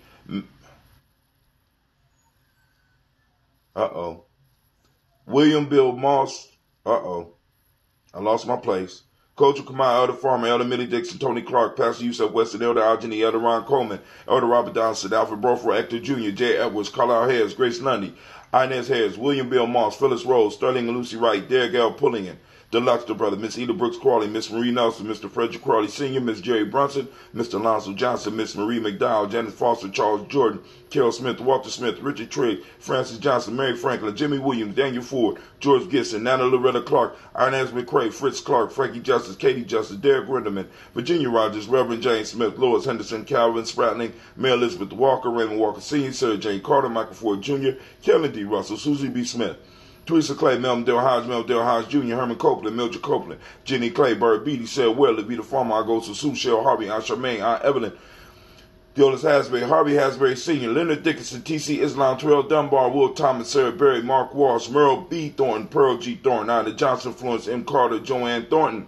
Erica Tricia Lewis, Juanita Wright, Robert Wright, George Wright, Mary Eliza Frederick Davis, May Elizabeth Rogers, May Esther Keechler Reese, Linda Watson Hammonds, Jarrell Giles Watson, Sparrow, Slimmy, Selvin Lewis, Andrew Holmes, Pearl Moore, Percy Moore Jr., Mildred Owens, Booker T. Bolton, Charlie Hunt, Sammy Stover, Hilda Pearson, Sturgeon Thornton, Richard Thornton, Lavina Hall, Freeman Bankster, Mae Moss, Ophelia Peacock, Willie Thornton, Napoleon Kennedy, Mark Ramsey, Paul Ramsey, Matt Ramsey, David Ramsey, Charles E. Thornton, Frankie Quells, Urania Thornton, Bernice Quells, Ernestine Jackson, Frankie Johnson, Teresa Mormon, Leon Johnson, Charles Bell, Vivian Ramsey, S.C. Johnson, Dorita Johnson, Leon Johnson, James W.S. Sr., James Parham, Dana Jones, Henry Worrell, James Farmer, Mary Chavez, Leon Grace, Bessie Johnson, Hattie Levester, Mary Moreland, Paul Moreland, Elder Caleb, Rosemary Martineer, Elder Amatep Wellman, Fred Douglas Triggs Sr., Thelma Triggs, Thomas and Lula Berry, Lacey and Lennon Ohio, Frank Russell and Davis, Fred Douglas Triggs II, Vina Triggs, Reverend Eddie Moore, Helen Fuller, Eugene Jackson Sr., Richard Ellis, Silas Alexander, Charles Maxwell, Percy May Alexander, Arthur Renner, Stanley Lockhart, Ricky Lockhart, William Lockhart, Woodrow Lockhart, Brenda Porter, Deacon Hargrove, Carla Sawyer, Andrew Parker, Doris Donald, Ellis Murphy. We also have, in our pretty book, we have DeFriedis Hines, Inez Bostic, Edna Bostic, Winifred Scantleberry, Wilson Hadley, Elma Hines, Phyllis Lee, Eugene Spratling, Calvin Spratling, Charles Wooden, Penny Brown, Roy Lee Printup Jr., Miriam Johnson, Wilbur Longmire, Edith Catney, Janice Carter, Michael Carter, Leon Peanut Carter, Margaret Carter, William Carter, Lisa Jordan, Charles Lee Mosley, Dorothy R. Blair, Florence Evans, Pamela Blair, Ransom Evans Sr., Sam Evans Sr., Naylon Blair Sr., Edward Stevens, Sue Ann Stevens, Joe Davis, Timothy Butler, Sasha and Gina. Yes. You need to take a bath. You need to take a bath? Yes. Gene Holmes, Dana Jones, Peter Charles, Christy Nichols, Cardinal Robinson, Rosemary Charles, Ada Pearl, Bob Ingalls, Jack Wallace, Warren M. Finch, Warren P. Finch, Tim Ingalls, Audrey Finch, William Billingsley Jr., Jennifer Sensenbaugh, Hazel Gaston J., Bradley, Brian Watson Jr., Kaniko Parsons, Jason Cathy, Thomas Bradley, also known as Uncle Buki, also known as Gypsy, Reverend Roosevelt Word I, Stacy Trice, Frank Smith, Mother Bertha, Michael Leonard, David Brown, Ruth Carter, June Cox, Ruth Cox, Paula Cox, Ronald Irving, Judy Hubbard. Oh, okay. Judy Hubbard, thank you, Sasha. Irene Johnson, Francis Booth Jefferson. Why are you stuck on Gina Gaines? That's the only one you know? I mean, that's good. Huh? No more X. No more X. Okay, Dan Wilkinson Sr., Emma McClendon, Jerry Doyle, Mina Robinson, Mary Nichols, Patricia Williams, Shabaka Teray, Greg G2 Gibson, Donna Hill, Richard Gleavis, Lee Irby, Tommy Irby, Boyd Irby, Jim Gaucher, George and Haley Johnson, Archie and Margaret Armstead, Diane Scott, Erica Armstrong, Claire Fox, June Evans, Archie Beck, Anna McGill, Charles McDaniel, Christine Cottrell, Aunt Becca, Alice Arnold, Arthur Arnold, Hattie Reed, Charles Reed, Eula and Andrew Baker, Patricia Edward Brooks, Gwendolyn and Bob Hatch, Kimball Vernon, Bradley Kim, Cheney Harriet Tubman McKay, Spencer Sturgis, Sally Mae Baker, Ethel Baker, Creola Baker, Geneva Baker, Aaron Nino, Baby Hatch, Senior, Mally Miller, Housie Hatch, Dad Cleveland, Mother Gibson, Alex Nixon, John Bowie, Lester and Rachel Saunders, Dorita Ross, Riola Ross, Robert Nelson, Francis Stevenson, Leroy Stokes, Neely Johnson, Fletcher Swan, Maddie and Charlie Scott, Ida Casey, Thomas Cofer, Vivian Stevenson, Mona Ann Lewis, Cornetta Lyman Lewis, John Jackson, William Dallas Lewis, Mary Francis, Chappelle Jackson, Michael Slade, Joanne Perkins, Richard Jackson, Martha Ford Dawson, Big Mama, Nanny Harris, Eva Ford, James Hairston, Margaret Towns, Mary Williams, Leroy Q. Heath Sr., Albert Moore, Miss Vanilla, Albert Motley, Geraldine Elizabeth, Douglas Thompson, Erlington Houston, Leah Alls, Elijah Alls, Jerome Alls, Harry West Staten, Joe Jamel Alls, Ann Pierce, Donald Carter, Lily Green, Nathan Green, Bet Vaughn, John Dewey, Ruth Beard, Tim Butler, Ramey Laura Newton, J.B. Foggy, Thomas Newton Sr., Baba Naeem, Jeanette Sanders, Jerry C. Sanders, Roy Pruitt, H.J. Brantley Sr., Henry Wilson, Rufus Jenkins, Minnie Wilson, Catherine Sanders, Norel Ellis, Elizabeth Battles, Henrietta Irby, Mildred Armstead, Margaret Armstead, Catherine Anthony, Ruby Brown, Charles Walker Sr., Charlie Walker, Cecil Russell, Diane Irvin, Haroon Phillips, William Ford, Margaret Logan Phyllis, Margaret Logan, Phyllis Barnett, Lee Urban Sr., Michael Urban, Ozella Watson, Hugo Watson, John Caldwell Sr. Okay. John Caldwell Sr., where we at? Robbie Lee Caldwell, Nevaeh Mitchell, Ron McCormick Sr., Sabrina Easley, Rayshawn Easley, Javea McCormick, Barbara Ann Reed, Dorothy Ann Reed, John Reed, Edward R. Vincent Sr., Ethel H. McNair, Lois Fernandez, Jacqueline Broadus, Reginald Oliver, Linda Howard, Mazarine Cofer, George Swan, Edmonia Grayson, Charles Scott, Charles H. Scott, Michael and Charlene Morgan, Sybil Edwards McNabb, Ann Ferguson, William Ferguson, Shelby McClendon, Delise Waters, Gladys Johnson, Valerie Clark, John and Mary Sullivan, Dirk Johnson, Antonio Johnson, and Jim Robinson. We lift up our glass. We salute our ancestors that connect us all. And we say, Ashe. Let's see. We move to the present moment. We post the number 614-556-4535. So now we go to the present moment. Right now we are on the day of Nia. Knowing where we are, when we are, why we are today. I'm asking you to activate your reticular formation and find purpose. Because it's out there. Family is out there. It might be hard to find, but we got people out here working on purpose. Doing things on purpose. So let's get out here and find it. Take a picture of it. Post it up. Hashtag found Nia. Hashtag Nia found. Hashtag day of Nia. Hashtag living on Nia. You know what I'm saying? I don't, so many different ways we could throw it up there. But we got to make what we are and our culture, we got to bring our culture to the forefront. All right. Nia, for those who don't speak the language, Nia is purpose. The demonic principle of the day is balance. The color is yellow. I almost fell in the right color. The hermetic law of the day is rhythm. Male name. Rhythm breath. Rhythm. Oh, the rhythmic breath. Right. That's why we do the rhythmic breath. That's right, Sash. Male name for the day is Kofi. Female name is Afua. Hey, Afua. How you doing? What's up, Afua? Any Kofis out there? All right. So, lifting the glass up to this present moment because we know for a fact that if we don't handle our business in the eternal moment, because we always are in the moment, if we do not handle our business in the moment, we give away our children's legacy. We give away a stable place for our children to stand upon in the future. So we got to be diligent in the work that we do. We got to be constantly building, huh? Children unto infinity. Okay, cool. I'm toasting the present moment, but come here. What we about to toast now? Say it so everybody can hear you. We toast who? You just said it. Children unto infinity. Our children's children, on to infinity, family. We're building on eternity. We are in a generational battle, so don't be dismayed, because you're coming back.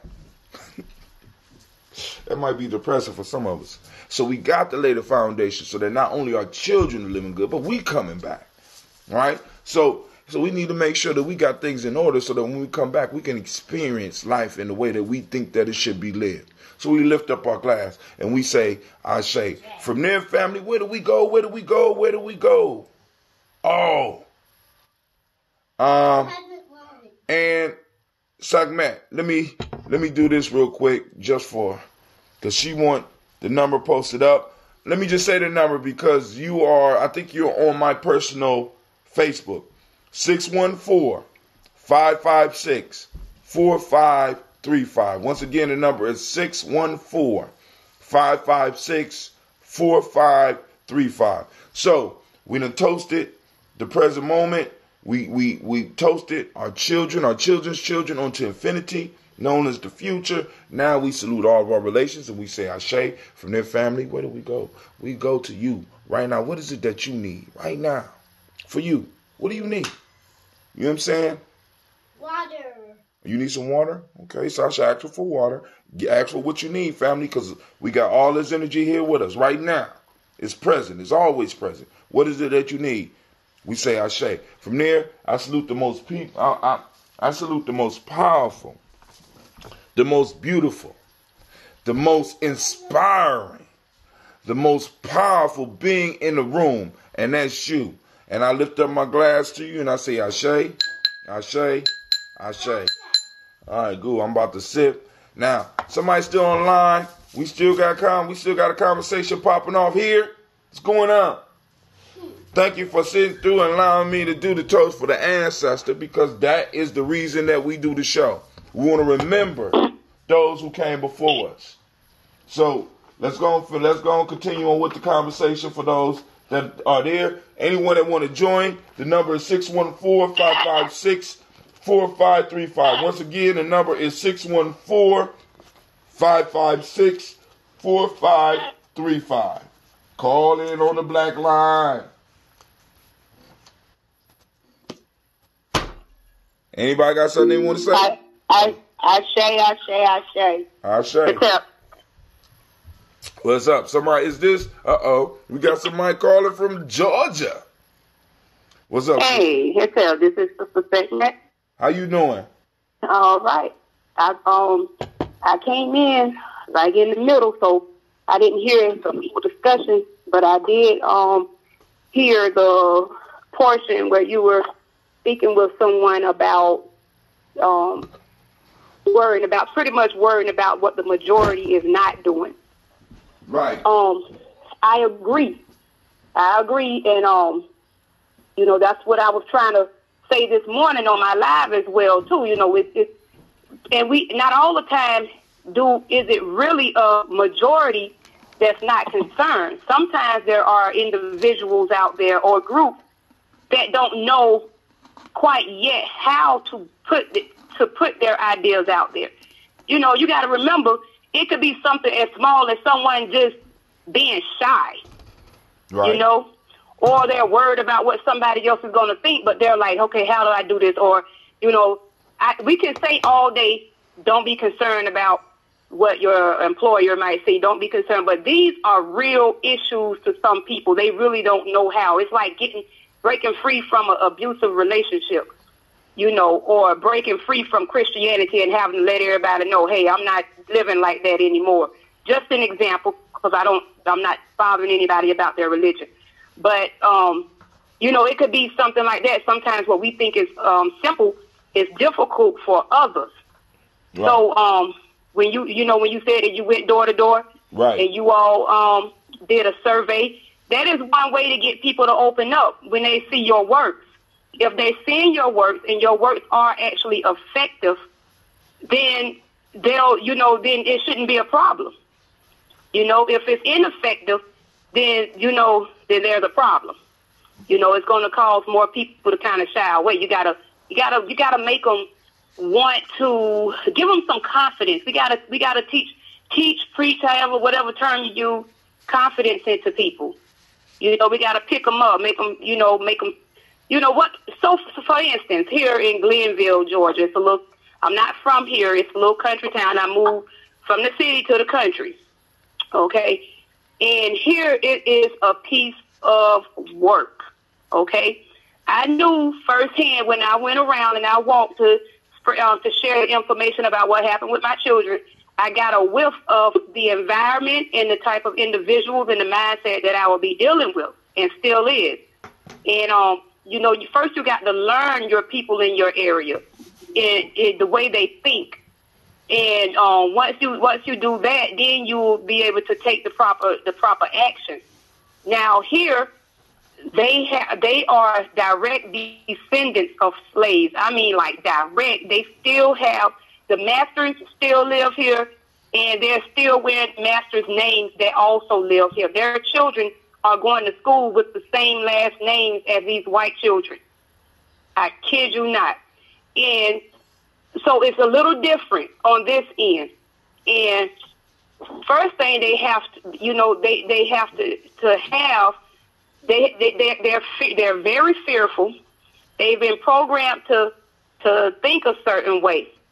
So they have to know that they can trust me. That's the first thing. I'm not just some city folk coming from the outside, so I let them know, hey, I lived in the country before, which I have. And, they got to get to know you. They can't see you. They're watching you. If they watch you now. When someone calls themselves a community leader, when someone calls themselves doing something for the betterment of a community, these don't think they're not watching you. They're watching you in the grocery stores. They're watching you every move that you make. Right. So you have to lead by an example. And if I'm telling them, hey, I'm out here to help you all, but they don't see me bashing this so-and-so at the grocery store or cursing somebody out at the red light, that's not helping. Right. So I have to I have to carry myself accordingly when I'm around here in the community whenever I come out. You know, it's certain things, so we have to let them know that they can trust us and that our word is bond. Because, for instance, I brought the brother some of the food that I had cooked for my children yesterday. He sleeps in the laundromat, and he maintains the laundromat, you know. And around here, they have that mindset, oh, we don't eat everybody cooking, because they believe in, like, people doing stuff to each other in the food and all of this foolishness. We got a lot of that going on. And so I know he going to eat it eventually. So I told him, I said, well, I'm going to just leave it here. I brought him some coffee and food. And I said, I'm going to just leave it here. You know, maybe somebody else have it. But every time I see him, I'm going to bring him something to eat on or something to drink or something. Right. I'm going to keep doing that. I'm going to keep on doing it until he eat that food right in front of me. I'm going to keep doing it because we have to break those spells, okay? Right. We have to break them, and that's how divided we are to the point we won't even eat each other's food for good and bad reason, because some people do put stuff in people's food. They do. And it's sad. It's sad. And you know, and that wasn't, and all of that kind of power was not meant for us. Our ancestors weren't using it on one another. They were using it for the Caucasian people who enslaved them. Anybody who enslaved them, this is what they used these things for. It wasn't to hurt one another, you know. But we know the root of the issue, where they beat us and molded us into the way that some of us are now, to the point we won't even eat one another's cooking. Now, how are we going to unite if we can't even eat one another's cooking unless we sit and watch them prepare it? Daddy, can I take you know? Mm-hmm. And somebody trying to say something? No, that's my daughter talking. Go on. Oh, that was the cutest. She said, what is it that you want? She said, water. I was listening to her. That was so cute. Yeah. But yeah, so we have to work on the trust. And I'm telling you, when I lived in Savannah, I did not trust many of the organizations over there. And this is before the situation came up with my children. I see situations that came up with other people. I decided to get on foot and do things on my own. Do the police officers like me over there in Savannah? No. Do the people over there like me? Yes. And, you know, because I'm the one that was brave enough to walk up to them when I saw them doing something they had no business to someone's child. You know what the adult male said to me? You go on over there, I'm going to watch from back here. And then they all started laughing about it. You know, and I'm a woman. And for a whole group of my brothers to be standing around, I'm not talking about some alcoholics standing on the corner. These are in shape, good brothers. Standing up there, told me to go on over there. They'll be over there watching. And that's not good. That's not good. The sisters need the brothers, and the brothers need the sisters. Right. I think that something that was said earlier that does need some attention is this whole idea of emasculation, right? These emasculated men. And so I'm thinking of the fact that it also is the woman's job to elevate the male back to his rightful place at the head of the table and on the throne. Like I do feel like society, the media, has robbed our men and made it so that they don't know what their purpose is. We say things. I watched just 2 nights ago, just women go in. Oh, well, even I was a part of something that happened recently, but I watch as women easily will go in and make comments about males, about men. And then that's why I posted today that for every deadbeat father, there's an unfit mother. Like, we are quick to acknowledge those men, and just like myself, I too am guilty of this. Sister, I did say we need men, and I did say women need them. I said men need the women, and the women need the men. I did say that. Yeah, I agree. Yes, ma'am. I'm in total agreement. But like I said, Tim brought it up earlier, I believe, or someone, and I just agree. A lot of times, like some of the things that are taking place, like we say we want the men, and I'm not talking about you, Queen. I'm saying my statement earlier was that I blame women for our plight. I blame the mothers, and it was mentioned about the men, or someone may question why don't I include men in that?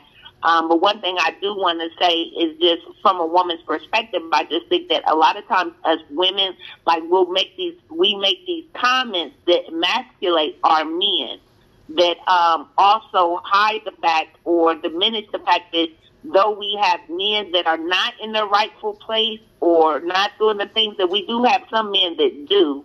I don't know. I think that in my community, I see a lot of men that have the behaviors that the young men want to follow, but it's like you're still not active. You're not vocal. You're not present. You know what I mean? Like you're doing the right thing. You're saying the right thing. But you're not doing it. Like there's little to no action. And I feel like we need our men to be active. Like the fact that they sit over there and told you to go and they would have your back. That's what I see a lot. They did not have my back. They were laughing while I was walking over there. Now I want to point something out. Back in before I was born, but I know because of my great grandmother about the upbringing. We were all told the men were the head of the household, are the head of the household, okay? And we got to come to the realization that a lot of the things that the young men have done is because of are doing, and women, it's because of the imbalance in the home. In a lot of homes, the mother was only supposed to nurture. That is, cook the food, clean the house. Father is the breadwinner. Father is the one that gives the orders in the house, okay? So we have to come to a point where we can't be blaming the women for everything when there should have been balance in the home from the very beginning. Because I know personally an older couple raised their children, okay? The mama doesn't even chastise the children. That's for daddy to do. You understand what I'm saying? So we gotta be realistic here. The older generation raised the children that way. And yeah, the mamas in a lot of homes chastise the children, but it was nothing like when daddy came in. And that's all in the training. That's all in the mindset. So when the younger men stop looking at the sisters as we have no power, no control over anything, and we start balancing our lives out, then we can probably move forward. Because right now, no matter what a sister does, she can be fully dressed. A lot of the brothers don't respect her. And in return, the sisters don't respect them. Because everything the sisters do is to impress the brothers. Okay? And when that fails, she starts to reject brother because she's already put her all into it. Now she's rejecting him, and now the battle continues. And it's the reverse too. Now, but then also you got me, because like as a man, it's like the battles that I get involved with, I have to be very selective. Why? I mean, and sisters, I know y'all gonna listen. You have to be very selective, because once I get involved, shit has always escalated to a life and death situation. Period. So I not taking up for some of the brothers that might not be stepping up, but sometimes as a brother, you have to really evaluate what you gonna do. See, because when shit escalate fast, ain't nobody there for you. Trust me, I've been in those situations. Nobody. Not the strong black woman, nobody. There's nobody can save you when that bullet coming for you. right? Because you stepped up. And we got to understand a lot of brothers. This is why when I was talking about what it ain't, a brother can't be scared. I've been in all types of situations, whether I started them or whether I was stepping up for somebody else. And every last one of them, I had fear. But I did not allow the fear to control me. And that's what we need to teach the young men, how to be able to deal with those feelings. Because right now, people are telling you that you're not supposed to feel that shit. But this is usually people that don't know nothing about battle and don't know nothing about manhood. Period. You know what I'm saying? And it's like, so a lot of times brothers will sit back and watch, because what happens to my family if I'm gone because I stepped up in this situation right here, even if they got a family, right? You know, because when you step up as a black man, especially when it comes with the police or it comes with somebody that's having a domestic abuse problem, when you step into those situations, there is like a 56, let's say a 70% chance that you possibly could get hurt, maimed, or killed. Who's that? My friend Chris. I'm just saying. So brothers have to be very selective about what they get involved with. And that is absolutely true. I've had a brother to tell me that when I was living over there in Savannah, you know, saying that no one is going to be there for him. And I've had a brother to tell me that here in Glenville as well, you know, but I have children. Right. You know? Right. And at some point, we have to let go of that fear. And when we start showing one another we'll be there for one another, then that they don't have to worry about. And I actually, I don't know, but that's stopping a lot of people from making the moves that we need to make in the first place to end all these murders here in America that's going on. And it's going to continue when people stop thinking about themselves. Because it was everything, before change ever can happen, there has to be sacrifice.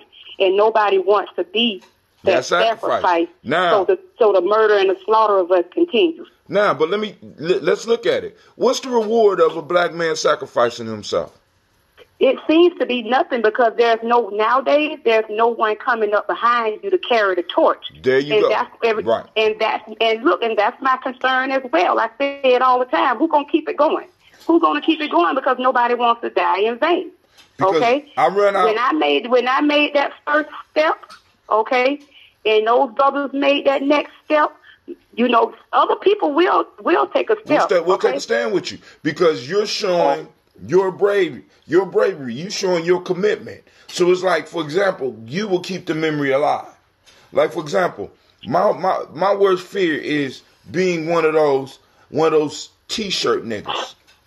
Yeah, die for nothing. You want to be the one that I got you. That T-shirt. You know what I'm saying? And then so the only thing that my daughters have to hang on to is a T-shirt. Now, because I not only take care of my family, I take care of other families just in what I do. So when I go out here, you know what I'm saying? I have to really evaluate, because not only is the livelihood of my family on the line, but there's livelihoods of other people that I'm helping on the line. So I'm sitting up here like, yo, I'm running out here and I do this, and you know, the same niggas that's crying at my funeral 10 years from now may be trying to fuck my daughters. I don't have time for that shit. See, because the mind state, and you know, and it's like this shit run through your mind. Now, when I was younger, wouldn't have been, you know, I took one for somebody like that.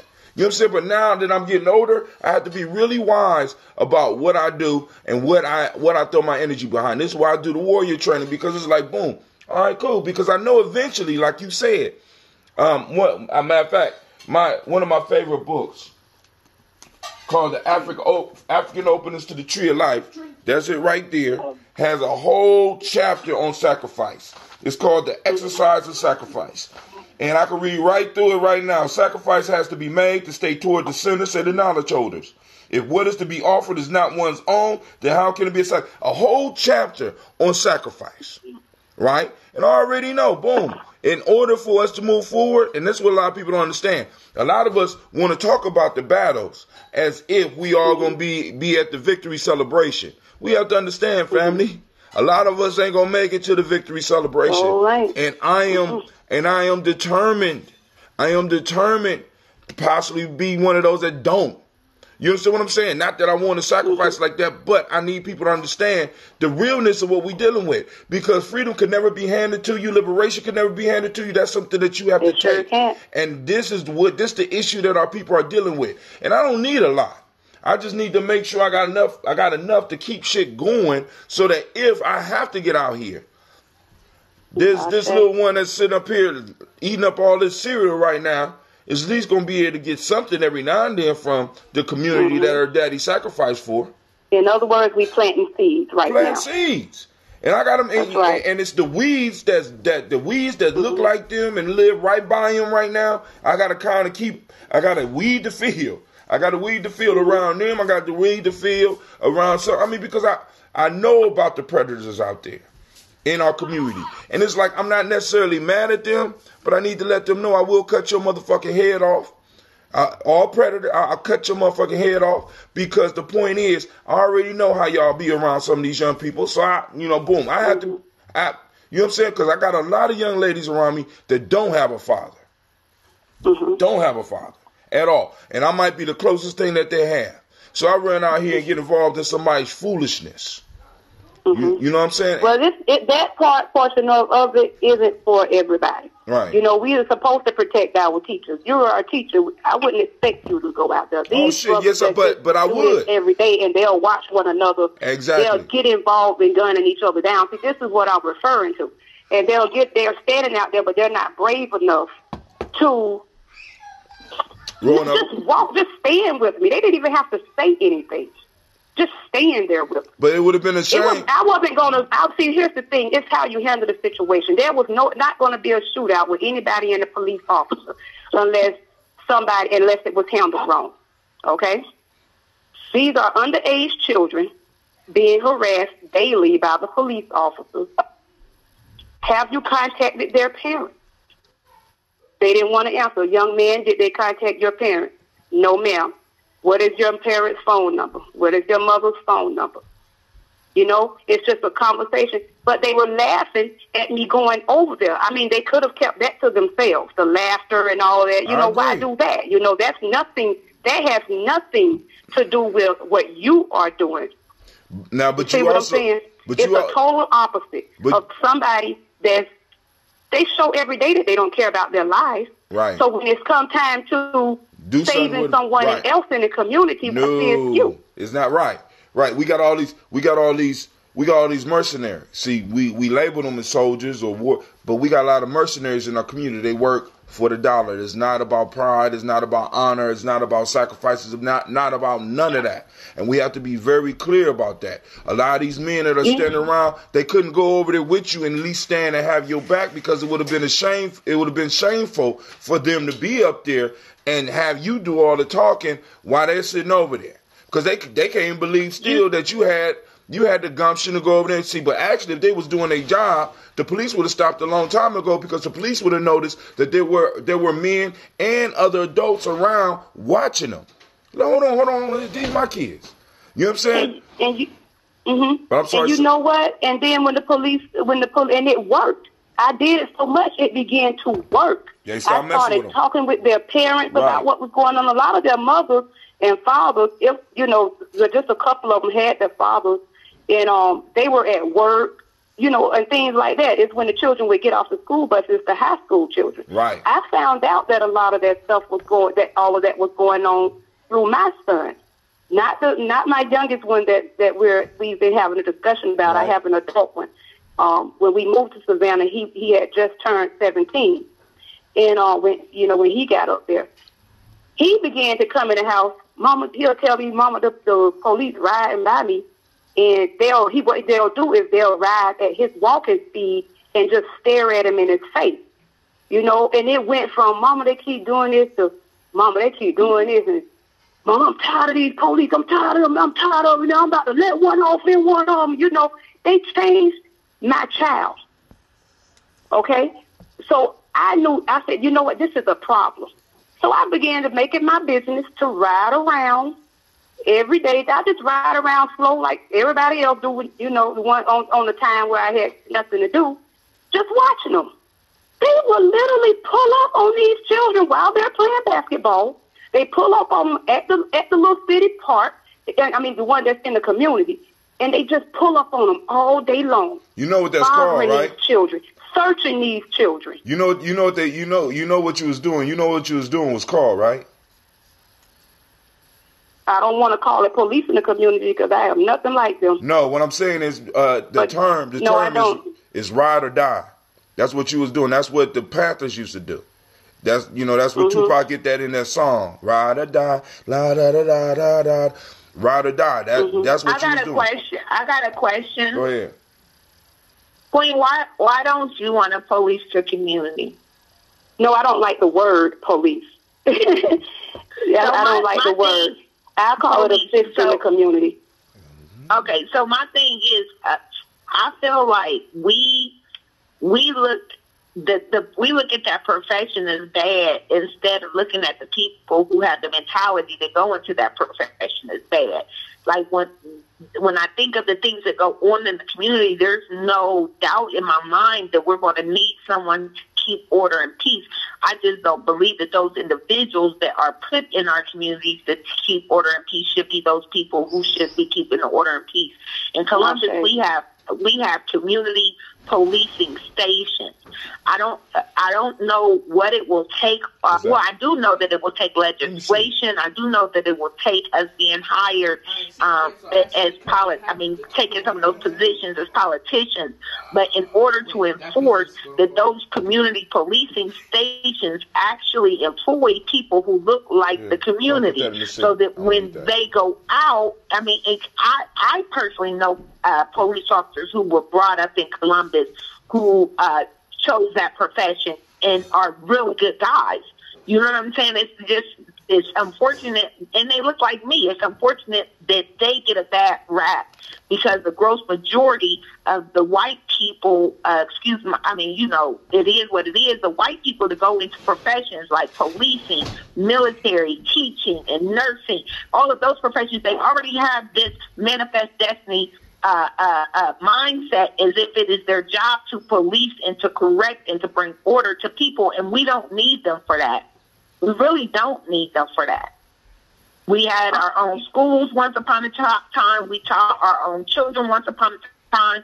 We have lived in communities where we sustained ourselves. Immediately following slavery, we maintained communities ourselves. You know, I think about my girlfriend who lives down in, her family is from Jonestown, Mississippi. The sheriff of that town, the police look like those people who live in that community. You know what I'm saying? And if we had more of that, we wouldn't have such the divide that we have. We wouldn't have it. But it's not the profession that's the problem. We still going to need someone to keep order. It is the mentality of those people that are attracted and that are socialized going into those positions. Mm-hmm.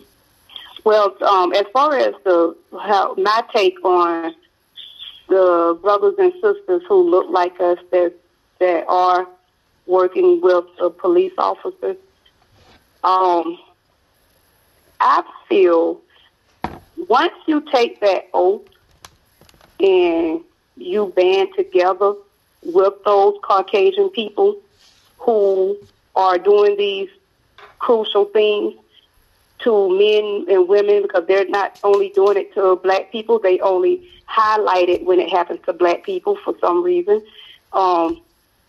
When they do that, when they took that oath and they sworn into brotherhood, with that, they do nothing to change it.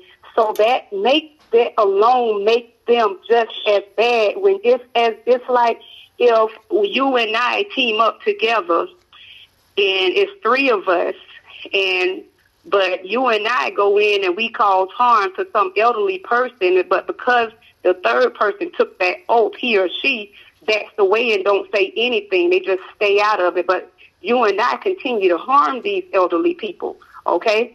That means that I am just as guilty. So to me, anybody who takes that oath and they see, and you just said that all of them, you said that all of them are not bad, and the ones that you do know don't like what those people are doing, but as long as they do nothing to get them off of the force, they are just as guilty. Hold on. I think hold on. First and foremost, we gotta stop saying, just like we do when kids want to become teachers, discouraging them. If we encourage more of our youth to go into those positions where we are under represented, if we actively support our kids when they say that is their passion or that's what they want to do, our police force wouldn't look like this, and these people who look like us would have more support, because at the end of the day, sometimes it's just them, 1, 2, 3, and 4. You know what I mean? It's not many, and I'm not making any excuses for anyone. I'm just saying that if we are going to change this, we either got to do one of two things. Either we're going to have to encourage our kids to go into those fields so that we can infiltrate those positions and we could dominate them and start demanding. I can't demand our community policing department to hire minorities when there's not even enough minorities who have completed the training to even take that job. You see what I'm saying? So we have to start. Go ahead, sister. I was just going to say it has to start somewhere. It may not be something that we'll see in our time, but again, just not so negative, not so much of the negative remarks when our kids and our youth say they want to go into these positions. And like I said, it's not just policing, it's politics, it's teaching, it's nursing, things of that sort.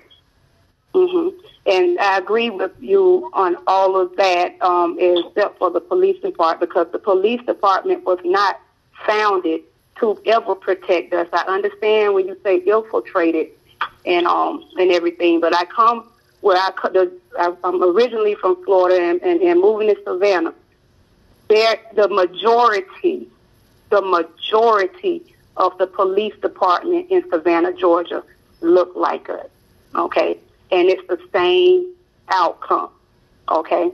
The police department became about, okay, and started causing harm to to black people in the U.S.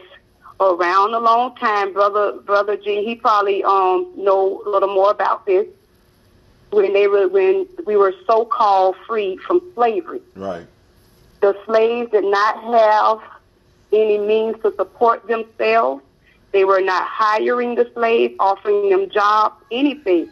So they created all of these higher charges, all these high offenses whenever they were caught petty stealing or something like that, and then put them in the chain gang where they would get their free labor all over again from black people. And if you look at it today, the police could control the communities. Their stations are right outside or within the black community where there is poverty, where there is little to no income at all for jobs. The brothers are struggling to get jobs because, as soon as they turn 18, like they were trying to do to my adult son, get them high charges and high offense charges before they are even old enough to get out there and live as an adult, like, what they call civilized. The same thing that happened right after slavery is happening right in our face right now in our communities, and these police are riding around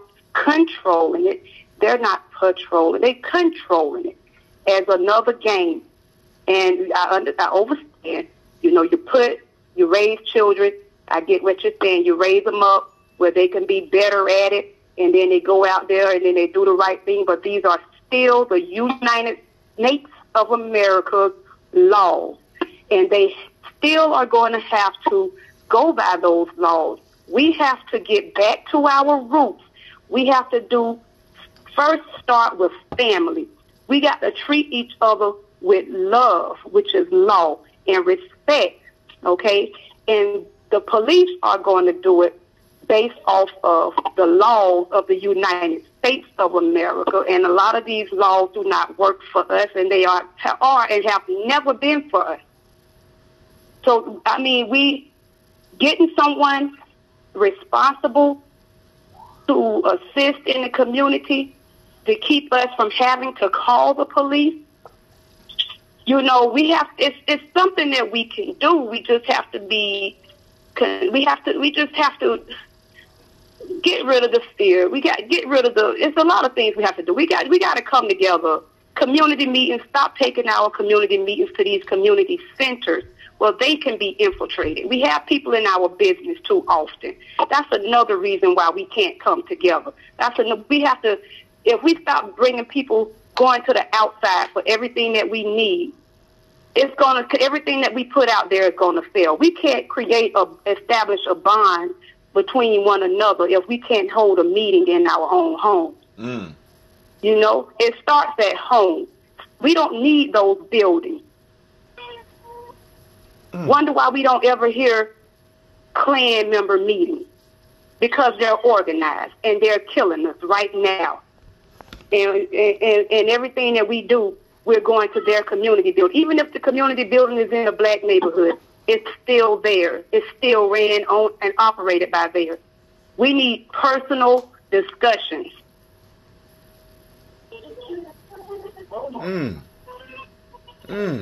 Okay. Anything else? Anything else? Quasi, you quiet on the line, man. What's going on, family? But yo, we are at 2 hours and 15 minutes. That's been a powerful time, family. Make sure you like and share. I saw you on there this morning, a second, Matt. I was excited to see you joining in. Right, you was at the grocery store, but I had it because when you started waiting for them to price you out, I said I gotta go. And you was talking, you can't talk. She was at the grocery store, like, hey, getting it in. But I'm gonna check out some more. I gotta go back and click the bell to make sure that I know when you up. I don't know if I'm on the list, but it pops up on my timeline. Because I do need the bell because I'm not on Facebook like that all the time. So I'll click the bell so I know when you are. But family, I want to thank everybody for calling in. I want to thank everybody for letting me know what's going on. I gotta get out here and help my son out here in his garden because we gotta lay this stuff down because it's getting cold. And also I gotta go get a washing machine. I gotta go get a washing machine. I mean, washing machine. Yeah. Send me one too while you at it. I'm in the laundromat right now. Oh man, I'm sitting up here because it's piling up. We went out and got one, and it's so damn sensitive. I don't know. I don't even know why people bought this one new. It's so sensitive. You can't put too many clothes in it. I'm like, I need them. I got 3 kids that's growing and don't mind getting dirty. So I need something that's heavy duty and that can take a load, right? So, family, this is Brother Hatem. I want to thank you for, once again, tuning in. I want to remind you that you are now in the congregation of the mighty. This is Gye-Nyame Journey Media. Anime.